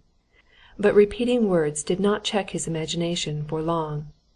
Again, in extraordinarily rapid succession, his best moments rose before his mind, and then his recent humiliation. "Take away his hands," Anna's voice says. He takes away his hands, and feels the shame-struck and idiotic expression of his face. He still lay down, trying to sleep, though he felt there was not the smallest hope of it, and kept repeating stray words from some chain of thought, trying by this to check the rising flood of fresh images. He listened, and heard in a strange, mad whisper words repeated. "I did not appreciate it, did not make enough of it. I did not appreciate it, did not make enough of it. What's this? Am I going out of my mind?" he said to himself. "Perhaps. What makes men go out of their minds? What makes men shoot themselves?" He answered himself, and opening his eyes, he saw with wonder an embroidered cushion beside him, worked by Varya, his brother's wife. He touched the tassel of the cushion, and tried to think of Varya, of when he had seen her last, but to think of anything extraneous was an agonizing effort. "No, I must sleep." He moved the cushion up, and pressed his head into it, but he had to make an effort to keep his eyes shut. He jumped up and sat down. "That's all over for me," he said to himself. "I must think what to do. What is left?" His mind rapidly ran through his life apart from his love of Anna. Ambition, Serpuhovskoy, society, the court. He could not come to a pause anywhere. All of it had had meaning before, but now there was no reality in it. He got up from the sofa, took off his coat, undid his belt, and uncovering his hairy chest to breathe more freely, walked up and down the room. "This is how people go mad," he repeated, "and how they shoot themselves. To escape humiliation," he added slowly. He went to the door and closed it. Then with fixed eyes and clenched teeth he went up to the table, took a revolver, looked round him, turned it to a loaded barrel, and sank into thought. For 2 minutes, his head bent forward with an expression of an intense effort of thought, he stood with the revolver in his hand, motionless, thinking. "Of course," he said to himself, as though a logical, continuous, and clear chain of reasoning had brought him to an indubitable conclusion. In reality this "of course," that seemed convincing to him, was simply the result of exactly the same circle of memories and images through which he had passed 10 times already during the last hour, memories of happiness lost forever. There was the same conception of the senselessness of everything to come in life, the same consciousness of humiliation. Even the sequence of these images and emotions was the same. "Of course," he repeated, when for the 3rd time his thought passed again round the same spell-bound circle of memories and images, and pulling the revolver to the left side of his chest, and clutching it vigorously with his whole hand, as it were, squeezing it in his fist, he pulled the trigger. He did not hear the sound of the shot, but a violent blow on his chest sent him reeling. He tried to clutch at the edge of the table, dropped the revolver, staggered and sat down on the ground, looking about him in astonishment. He did not recognize his room. Looking up from the ground, at the bent legs of the table, at the waste-paper basket, at the tiger-skin rug. The hurried, creaking steps of his servant coming through the drawing-room brought him to his senses. He made an effort at thought, and was aware that he was on the floor, and seeing his blood on the tiger-skin rug and on his arm, and he knew he had shot himself. "Idiotic! Missed!" he said, fumbling after the revolver. The revolver was close beside him. He saw it farther off. Still feeling for it, he stretched out to the other side, and not being strong enough to keep his balance, fell over, streaming with blood. The elegant whiskered manservant, who used to be continually complaining to his acquaintances of the delicacy of his nerves, was so panic-stricken on seeing his master lying on the floor that he left him losing blood while he ran for assistance. An hour later, Varya, his brother's wife, had arrived, and with the assistance of 3 doctors, whom she had sent for in all directions, and who all appeared at the same moment, she got the wounded man to bed, and remained to nurse him. End of chapter 18.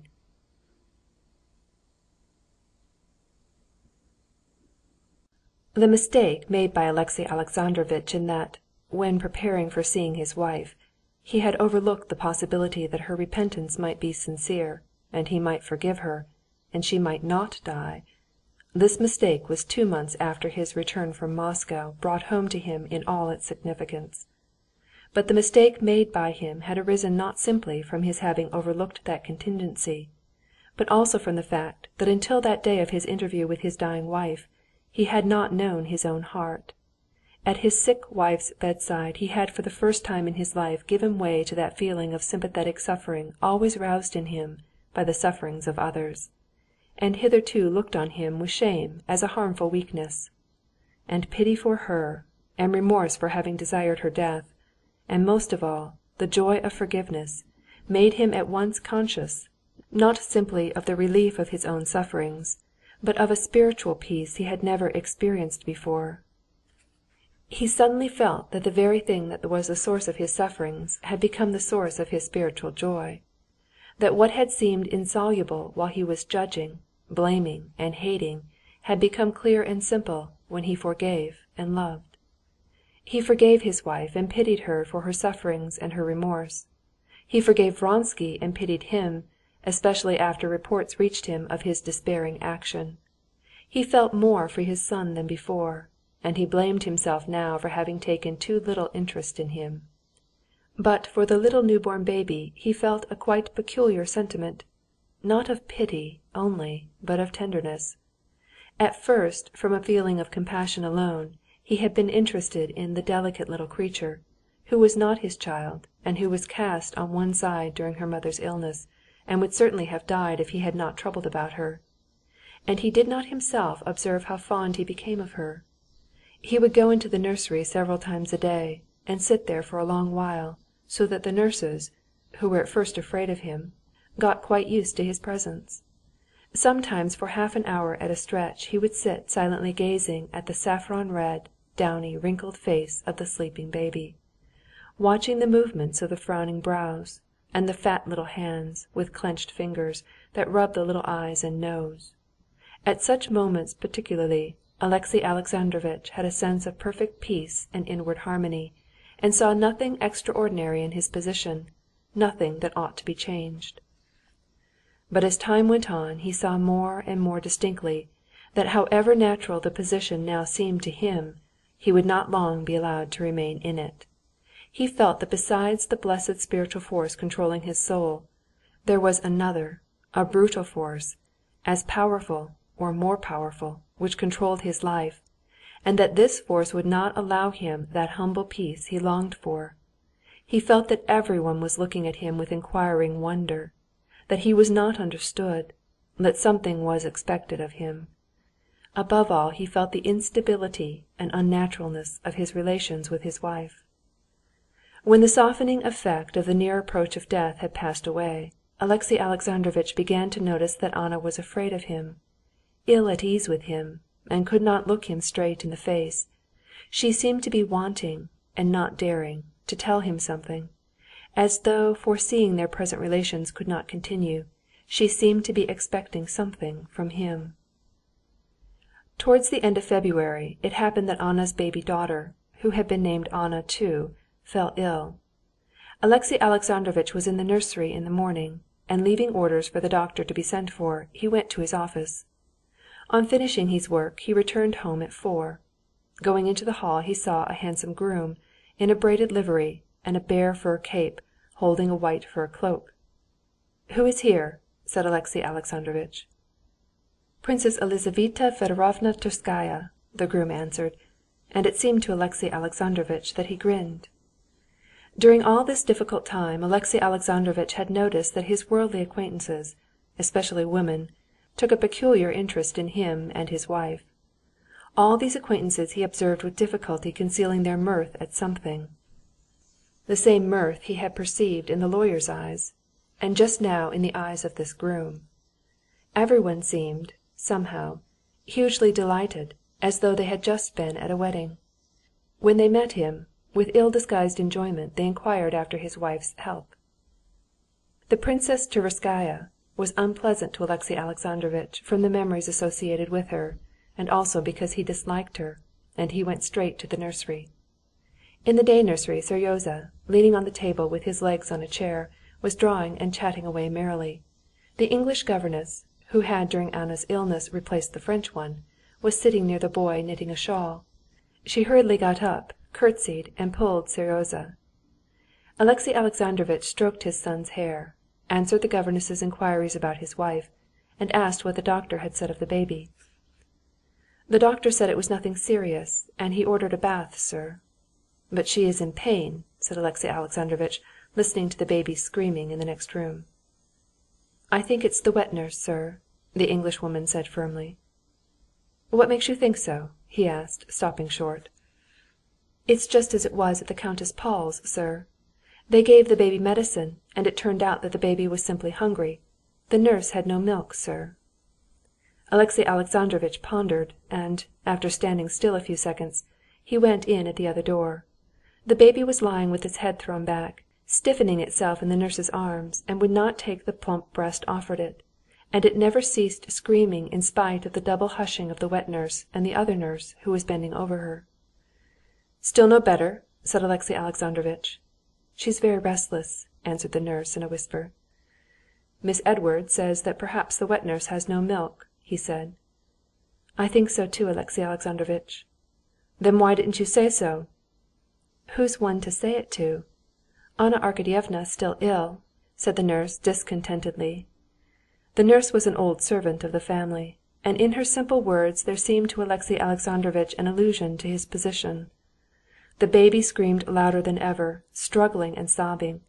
The nurse, with a gesture of despair, went to it, took it from the wet nurse's arms, and began walking up and down, rocking it. "You must ask the doctor to examine the wet nurse," said Alexey Alexandrovitch. The smartly dressed and healthy-looking nurse, frightened at the idea of losing her place, muttered something to herself, and covering her bosom, smiled contemptuously at the idea of doubts being cast on her abundance of milk. In that smile, too, Alexey Alexandrovitch saw a sneer at his position. "Luckless child," said the nurse, hushing the baby, and still walking up and down with it. Alexey Alexandrovitch sat down, and with a despondent and suffering face watched the nurse walking to and fro. When the child at last was still, and had been put in a deep bed, and the nurse, after smoothing the little pillow, had left her, Alexey Alexandrovitch got up, and walking awkwardly on tiptoe, approached the baby. For a minute he was still, and with the same despondent face gazed at the baby. But all at once a smile, that moved his hair and the skin of his forehead, came out of his face, and he went softly out of the room. In the dining-room he rang the bell, and told the servant who came in to send again for the doctor. He felt vexed with his wife for not being anxious about this exquisite baby, and in this vexed humor he had no wish to go to her. He had no wish either to see Princess Betsy. But his wife might wonder why he did not go to her as usual, and so, overcoming his disinclination, he went towards the bedroom. As he walked over the soft rug towards the door, he could not help overhearing a conversation he did not want to hear. "If he hadn't been going away, I could have understood your answer, and his too. But your husband ought to be above that," Betsy was saying. "It's not for my husband. For myself I don't wish it. Don't say that," answered Anna's excited voice. "But you must care to say good‐bye to a man who has shot himself on your account." "That's just why I don't want to." With a dismayed and guilty expression, Alexey Alexandrovitch stopped and would have gone back unobserved, but reflecting that this would be undignified, he turned back again, and clearing his throat, he went up to the bedroom. The voices were silent, and he went in. Anna, in a gray dressing-gown, with a crop of short clustering black curls on her round head, was sitting on a settee. The eagerness died out of her face, as it always did, at the sight of her husband. She dropped her head and looked round uneasily at Betsy.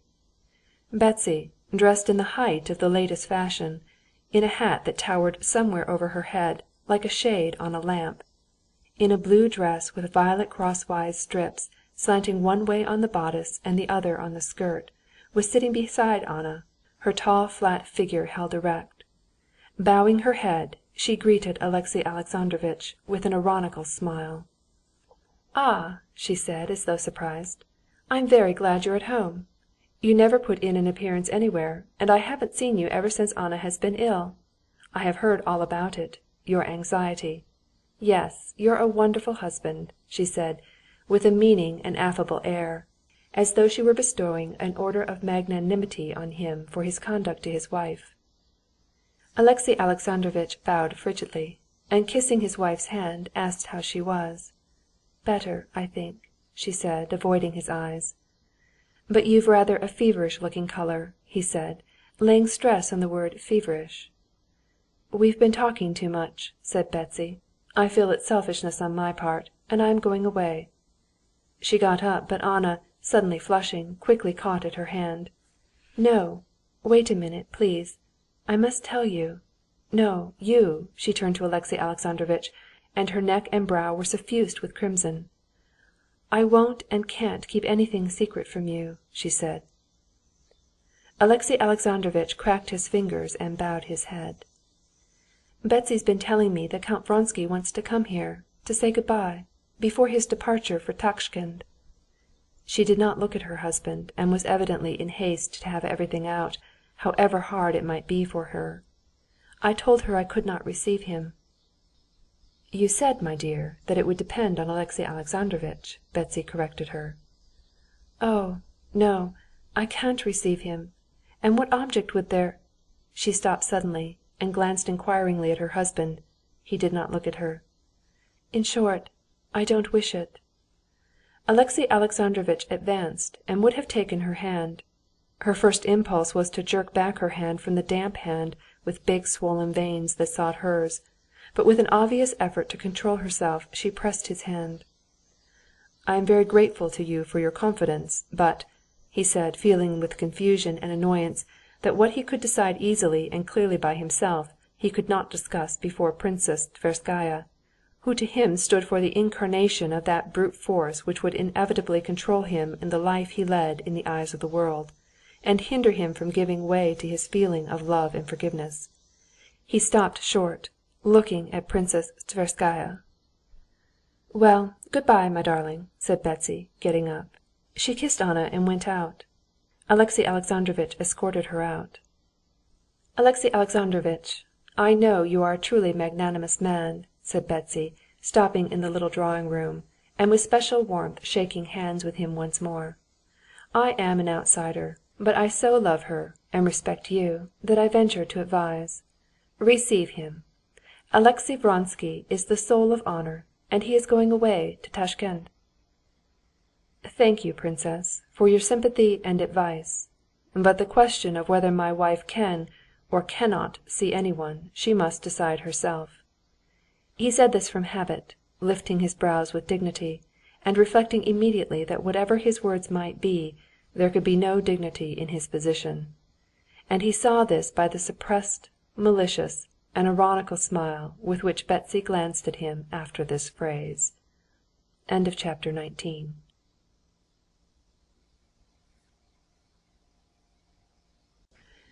Alexey Alexandrovitch took leave of Betsy in the drawing-room and went to his wife.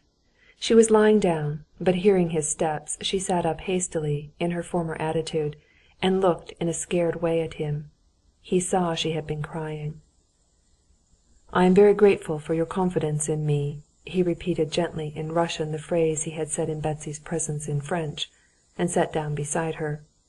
When he spoke to her in Russian, using the Russian thou of intimacy and affection, it was insufferably irritating to Anna. "And I am very grateful for your decision. I, too, imagine that since he is going away, there is no sort of necessity for Count Vronsky to come here. However, if—" "But I've said so already, so why repeat it?" Anna suddenly interrupted him, with an irritation she could not succeed in repressing. No sort of necessity, she thought, for a man to come and say good-bye to the woman he loves, for whom he was ready to ruin himself, and has ruined himself, and who cannot live without him. No sort of necessity. She compressed her lips and dropped her burning eyes to his hands with their swollen veins. They were rubbing each other. "Let us never speak of it," she added more calmly. "I have left this question to you to decide, and I am very glad to see," Alexey Alexandrovitch was beginning. "That my wish coincides with your own," she finished quickly, exasperated at his talking so slowly while she knew beforehand all he would say. "Yes," he assented. "Princess Tverskaya's interference in the most difficult private affairs is utterly uncalled for. She especially—" "I don't believe a word of what's said about her," said Anna quickly. "I know she really cares for me." Alexey Alexandrovitch sighed and said nothing. She played nervously with the tassel of her dressing-gown, glancing at him with that tortured sensation of physical repulsion for which she blamed herself, though she could not control it. Her only desire now was to be rid of his oppressive presence. "I have just sent for the doctor," said Alexey Alexandrovitch. "I am very well. What do I want the doctor for?" "No, the little one cries, and they say the nurse hasn't enough milk." "Why didn't you let me nurse her when I begged to? Anyway," Alexey Alexandrovitch knew what was meant by that anyway, "she's a baby, and they're killing her." She rang the bell and ordered the baby to be brought to her. "I begged to nurse her. I wasn't allowed to, and now I'm blamed for it." "I don't blame—" "Yes, you do blame me. My God, why didn't I die?" And she broke into sobs. "Forgive me, I'm nervous, I'm unjust," she said, controlling herself. "But do go away." "No, it can't go on like this," Alexey Alexandrovitch said to himself decidedly as he left his wife's room. Never had the impossibility of his position in the world's eyes, and his wife's hatred of him, and altogether the might of that mysterious brutal force that guided his life against his spiritual inclinations, and exacted conformity with its decrees and change in his attitude to his wife, been presented to him with such distinctness as that day. He saw clearly that all the world and his wife expected of him something, but what exactly he could not make out. He felt that this was rousing in his soul a feeling of anger destructive of his peace of mind, and of all the good of his achievement. He believed that for Anna herself it would be better to break off all relations with Vronsky. But if they all thought this out of the question, he was even ready to allow these relations to be renewed, so long as the children were not disgraced, and he was not deprived of them nor forced to change his position. Bad as this might be, it was anyway better than a rupture, which would put her in a hopeless and shameful position, and deprive him of everything he cared for. But he felt helpless. He knew beforehand that everyone was against him, and that he would not be allowed to do what seemed to him now so natural and right, but would be forced to do what was wrong, though it seemed the proper thing to them. Chapter 20.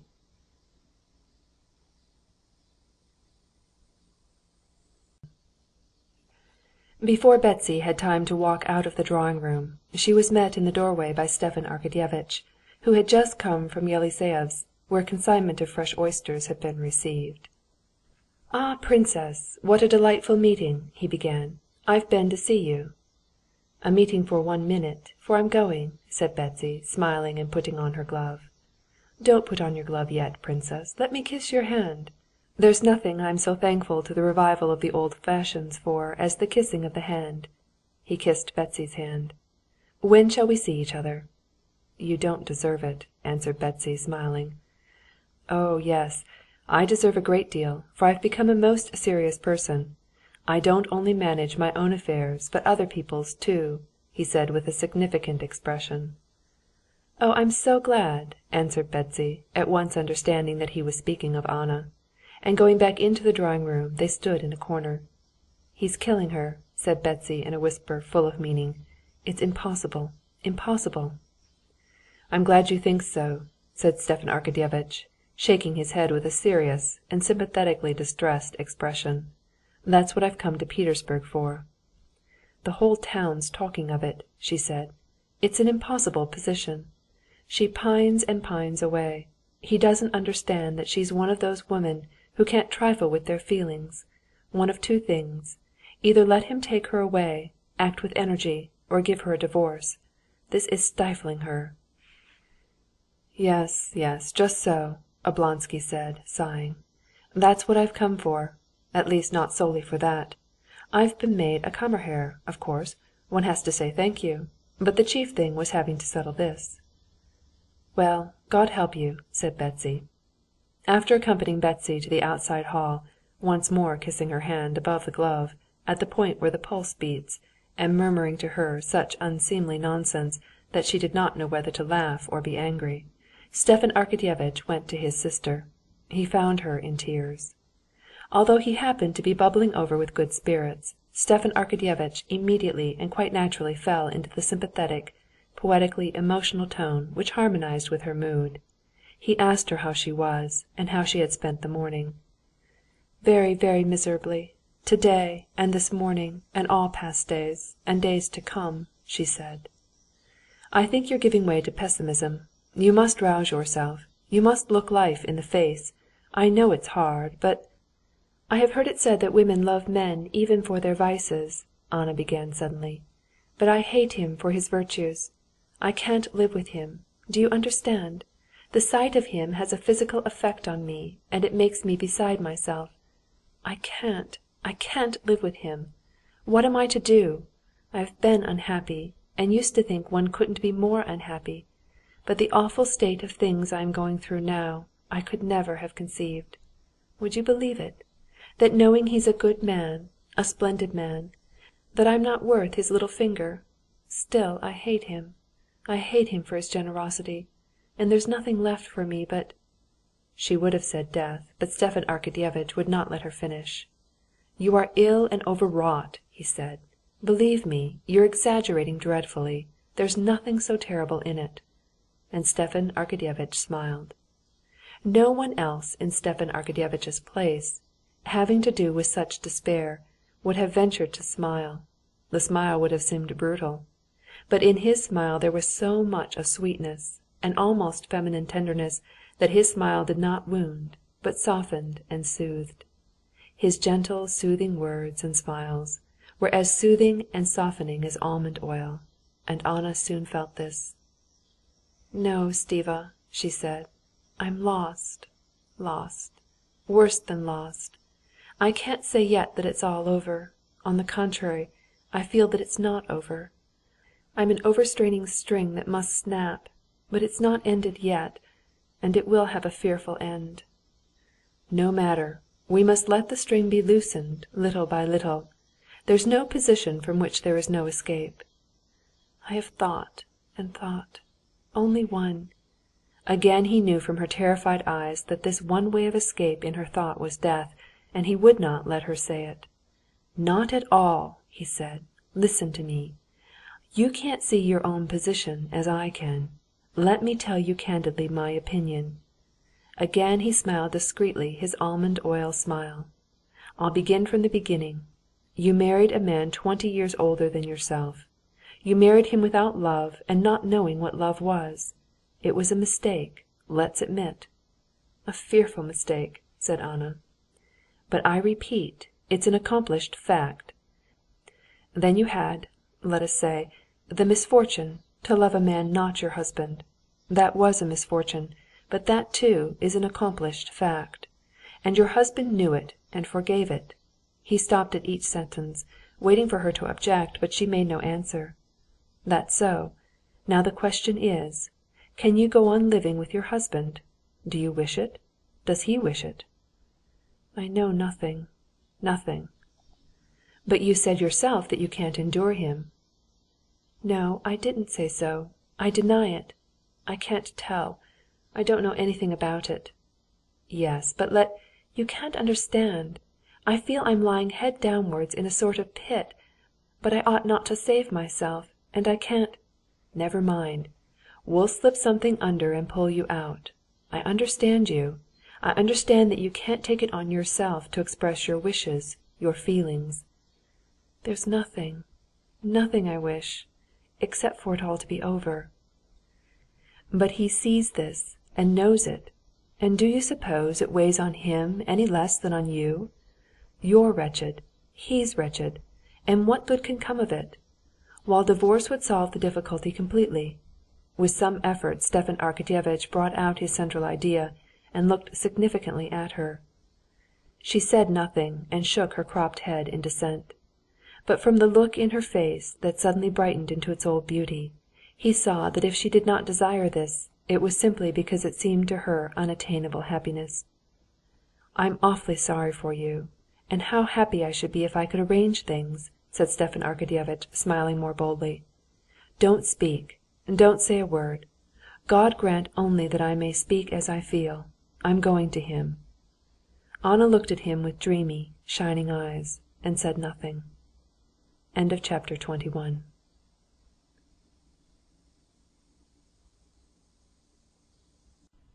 Stepan Arkadyevitch, with the same somewhat solemn expression with which he used to take his presidential chair at his board, walked into Alexey Alexandrovitch's room.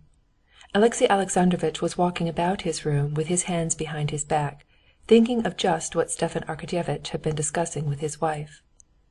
"I'm not interrupting you?" said Stepan Arkadyevitch, on the sight of his brother-in-law becoming suddenly aware of a sense of embarrassment unusual with him. To conceal this embarrassment, he took out a cigarette case that he had just bought that opened in a new way, and sniffing the leather, took a cigarette out of it. "No. Do you want anything?" Alexey Alexandrovitch asked without eagerness.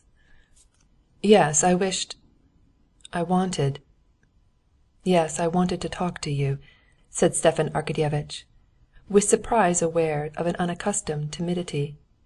This feeling was so unexpected and so strange that he did not believe it was the voice of conscience telling him that what he was meaning to do was wrong. Stepan Arkadyevitch made an effort and struggled with the timidity that had come over him. "I hope you believe in my love for my sister and my sincere affection and respect for you," he said, reddening. Alexey Alexandrovitch stood still and said nothing, but his face struck Stepan Arkadyevitch by its expression of an unresisting sacrifice.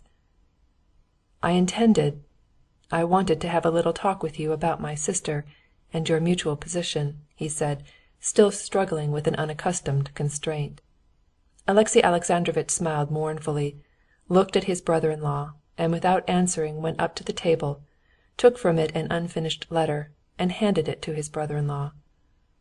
"I think unceasingly of the same thing, and here is what I had begun to write, thinking I could say it better by letter, and that my presence irritates her," he said, as he gave him the letter. Stepan Arkadyevitch took the letter, looked with incredulous surprise at the lusterless eyes fixed so immovably on him, and began to read. "I see that my presence is irksome to you. Painful as it is to me to believe it, I see that it is so, and cannot be otherwise. I don't blame you, and God is my witness that on seeing you at the time of your illness I resolved with my whole heart to forget all that had passed between us and to begin a new life. I do not regret, and shall never regret, what I have done, but I have desired one thing, your good, the good of your soul, and now I see that I have not attained that. Tell me yourself what will give you true happiness and peace to your soul. I put myself entirely in your hands, and trust to your feeling of what's right." Stepan Arkadyevitch handed back the letter, and with the same surprise continued looking at his brother-in-law, not knowing what to say. This silence was so awkward for both of them that Stepan Arkadyevitch's lips began twitching nervously, while he still gazed without speaking at Karenin's face. "That's what I wanted to say to her," said Alexey Alexandrovitch, turning away. "Yes, yes," said Stepan Arkadyevitch, not able to answer for the tears that were choking him. "Yes, yes, I understand you," he broke out at last. "I want to know what she would like," said Alexey Alexandrovitch. "I am afraid she does not understand her own position. She is not a judge," said Stepan Arkadyevitch, recovering himself. "She is crushed, simply crushed by your generosity. If she were to read this letter, she would be incapable of saying anything. She would only hang her head lower than ever." "Yes, but what's to be done in that case? How explain? How find out her wishes?" "If you will allow me to give my opinion, I think it lies with you to point out directly the steps you consider necessary to end the position." "So you consider it must be ended?" Alexey Alexandrovitch interrupted him. "But how?" he added, with a gesture of his hands before his eyes not unusual with him. "I see no possible way out of it." "There is some way of getting out of every position," said Stepan Arkadyevitch, standing up and becoming more cheerful. "There was a time when you thought of breaking off. If you are convinced now that you cannot make each other happy—" "Happiness may be variously understood. But suppose that I agree to everything, that I want nothing. What way is there of getting out of our position?" "If you care to know my opinion," said Stepan Arkadyevitch with the same smile of softening, almond-oil tenderness with which he had been talking to Anna. His kindly smile was so winning that Alexey Alexandrovitch, feeling his own weakness and unconsciously swayed by it, was ready to believe what Stepan Arkadyevitch was saying. "She will never speak out about it, but one thing is possible, one thing she might desire," he went on. "That is the cessation of your relations and all memories associated with them. To my thinking, in your position, what's essential is the formation of a new attitude to one another, and that can only rest on the basis of freedom on both sides." "Divorce!" Alexey Alexandrovitch interrupted, in a tone of aversion. "Yes, I imagine that divorce—" "Yes, divorce," Stepan Arkadyevitch repeated, reddening. "That is from every point of view the most rational course for married people who find themselves in the position you are in. What can be done if married people find that life is impossible for them together? That may always happen." Alexey Alexandrovitch sighed heavily and closed his eyes. "There's only one point to be considered. Is either of the parties desirous of forming new ties? If not, it is very simple," said Stepan Arkadyevitch, feeling more and more free from constraint. Alexey Alexandrovitch, scowling with emotion, muttered something to himself and made no answer.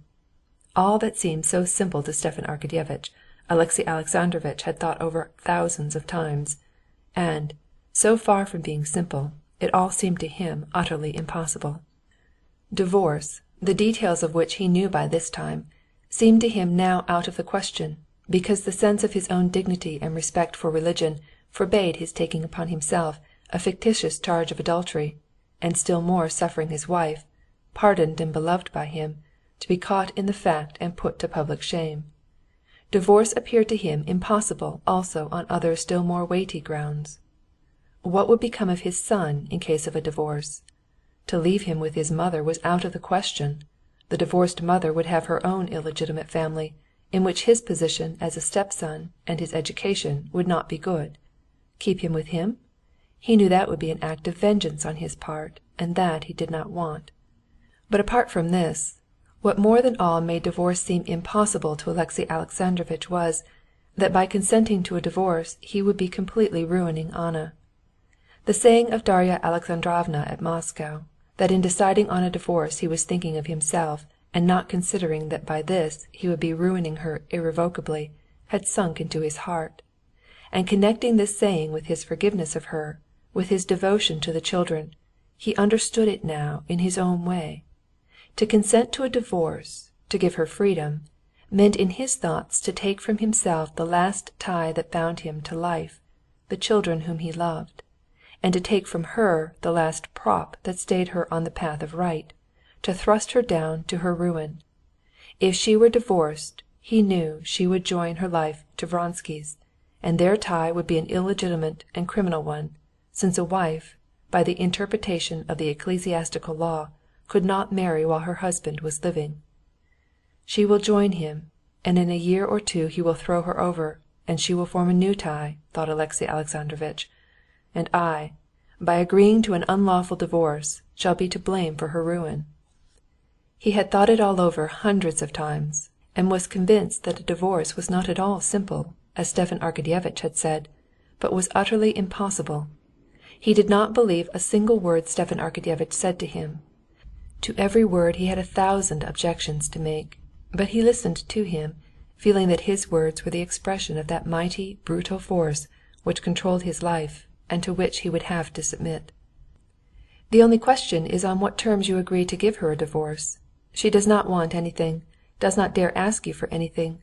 She leaves it all to your generosity."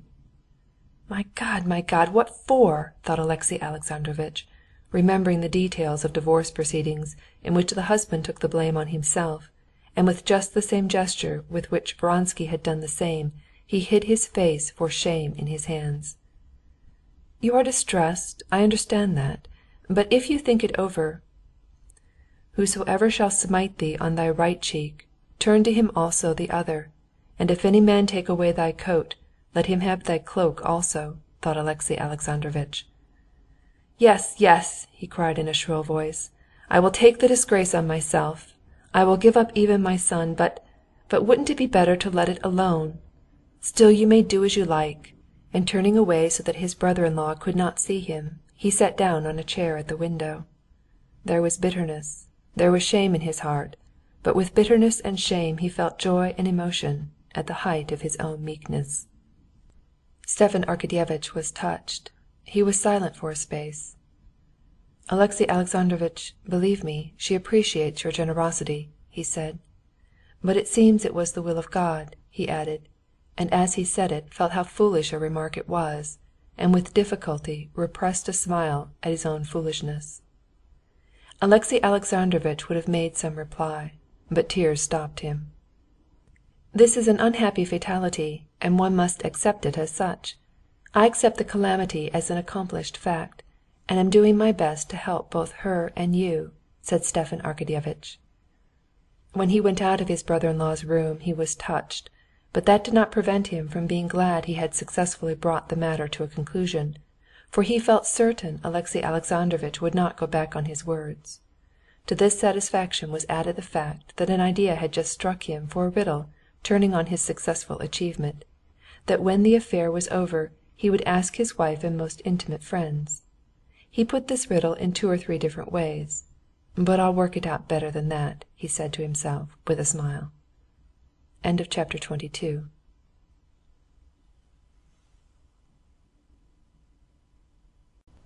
Vronsky's wound had been a dangerous one, though it did not touch his heart, and for several days he had lain between life and death. The first time he was able to speak, Varya, his brother's wife, was alone in the room. "Varya," he said, looking sternly at her, "I shot myself by accident, and please never speak of it, and tell everyone so, or else it's too ridiculous." Without answering his words, Varya bent over him, and with a delighted smile gazed into his face. His eyes were clear, not feverish, but their expression was stern. "Thank God," she said. "You're not in pain?" "A little here," he pointed to his breast. "Then let me change your bandages." In silence, stiffening his broad jaws, he looked at her while she bandaged him up. When she had finished, he said, "I'm not delirious. Please manage that there may be no talk of my having shot myself on purpose." "No one does say so. Only I hope you won't shoot yourself by accident any more," she said, with a questioning smile. "Of course I won't, but it would have been better." Again he smiled gloomily. In spite of these words and that smile, which so frightened Varya, when the inflammation was over and he began to recover, he felt that he was completely free from one part of his misery. By his action he had, as it were, washed away the shame and humiliation he had felt before. He could now think calmly of Alexey Alexandrovitch. He recognized all his magnanimity, but he did not feel himself humiliated by it. Besides, he got back again into the beaten track of his life. He saw the possibility of looking men in the face again, without shame, and he could live in accordance with his own habits. One thing he could not pluck out of his heart, though he never ceased struggling with it, was the regret, amounting to despair, that he had lost her forever, that now, having expiated his sin against the husband, he was bound to renounce her, and never in future to stand between her with her repentance and her husband. He had firmly decided in his heart, but he could not tear out of his heart his regret at the loss of her love. He could not erase from his memory those moments of happiness that he had so little prized at the time, and that haunted him in all their charm. Serpuhovskoy had planned his appointment at Tashkend, and Vronsky agreed to the proposition without the slightest hesitation. But the nearer the time of departure came, the bitterer was the sacrifice he was making to which he thought his duty. His wound had healed, and he was driving about making preparations for his departure to Tashkend. To see her once and then bury myself, to die, he thought, as he was paying farewell visits. He uttered this thought to Betsy. Charged with this commission, Betsy had gone to Anna and brought him back a negative reply. So much the better, thought Vronsky when he received the news. It was a weakness which would have shattered what strength I have left. Next day Betsy herself came to him in the morning and announced that she had heard through Oblonsky as a positive fact that Alexey Alexandrovitch had agreed to a divorce, and that therefore Vronsky could see Anna. Without even troubling himself to see Betsy out of his flat, forgetting all his resolutions, without asking when he could see her, where her husband was, Vronsky drove straight to the Karenins. He ran up the stairs seeing no one and nothing, and with a rapid step, almost breaking into a run, he went into her room. And without considering, without noticing whether there was anyone in the room or not, he flung his arms round her and began to cover her face, her hands, her neck with kisses. Anna had been preparing herself for this meeting. She had thought what she would say to him, but she did not succeed in saying anything of it. His passion mastered her. She tried to calm him, to calm herself, but it was too late. His feelings infected her. Her lips trembled so that for a long while she could say nothing. "Yes, you have conquered me, and I am yours," she said at last, pressing his hands to her bosom. "So it had to be," he said. "So long as we live, it must be so. I know it now." "That's true," she said, getting whiter and whiter, embracing his head. "Still there is something terrible in it after all that has happened." "It will all pass, it will all pass. We shall be so happy. Our love, if it could be stronger, will be strengthened by there being something terrible in it," he said, lifting his head and parting his strong teeth with a smile. And she could not but respond with a smile, not to his words, but to the love in his eyes. She took his head and stroked her chilled cheeks and cropped head with it. "I don't know you with this short hair. You've grown so pretty, a boy. But how pale you are!" "Yes, I am very weak," she said, smiling, and her lips began trembling again. "We'll go to Italy. You will get strong," he said. "Can it be possible we could be like husband and wife, alone, your family with you?" she said, looking close into his eyes. "It only seems strange to me that it can ever have been otherwise." "Stiva says that he has agreed to everything, but I can't accept his generosity," she said, looking dreamily past Vronsky's face. "I don't want a divorce. It's all the same to me now. Only I don't know what he will decide about Seryozha." He could not conceive how at this moment of their meeting she could remember and think of her son, of divorce. What did it all matter? "Don't speak of that, don't think of it," he said, turning her hand in his and trying to draw her attention to him. But still she did not look at him. "Oh, why didn't I die? It would have been better," she said, and silent tears flowed down both her cheeks, but she tried to smile so as not to wound him. To decline the flattering and dangerous appointment at Tashkent would have been, Vronsky had till then considered, disgraceful and impossible. but now, without an instant's consideration, he declined it, and observing dissatisfaction in the most exalted quarters at this step, he immediately retired from the army. A month later Alexey Alexandrovitch was left alone with his son at his house in Petersburg, while Anna and Vronsky had gone abroad, not having obtained a divorce, but having absolutely declined all idea of one. End of chapter 23 and end of book 4 of Anna Karenina by Leo Tolstoy.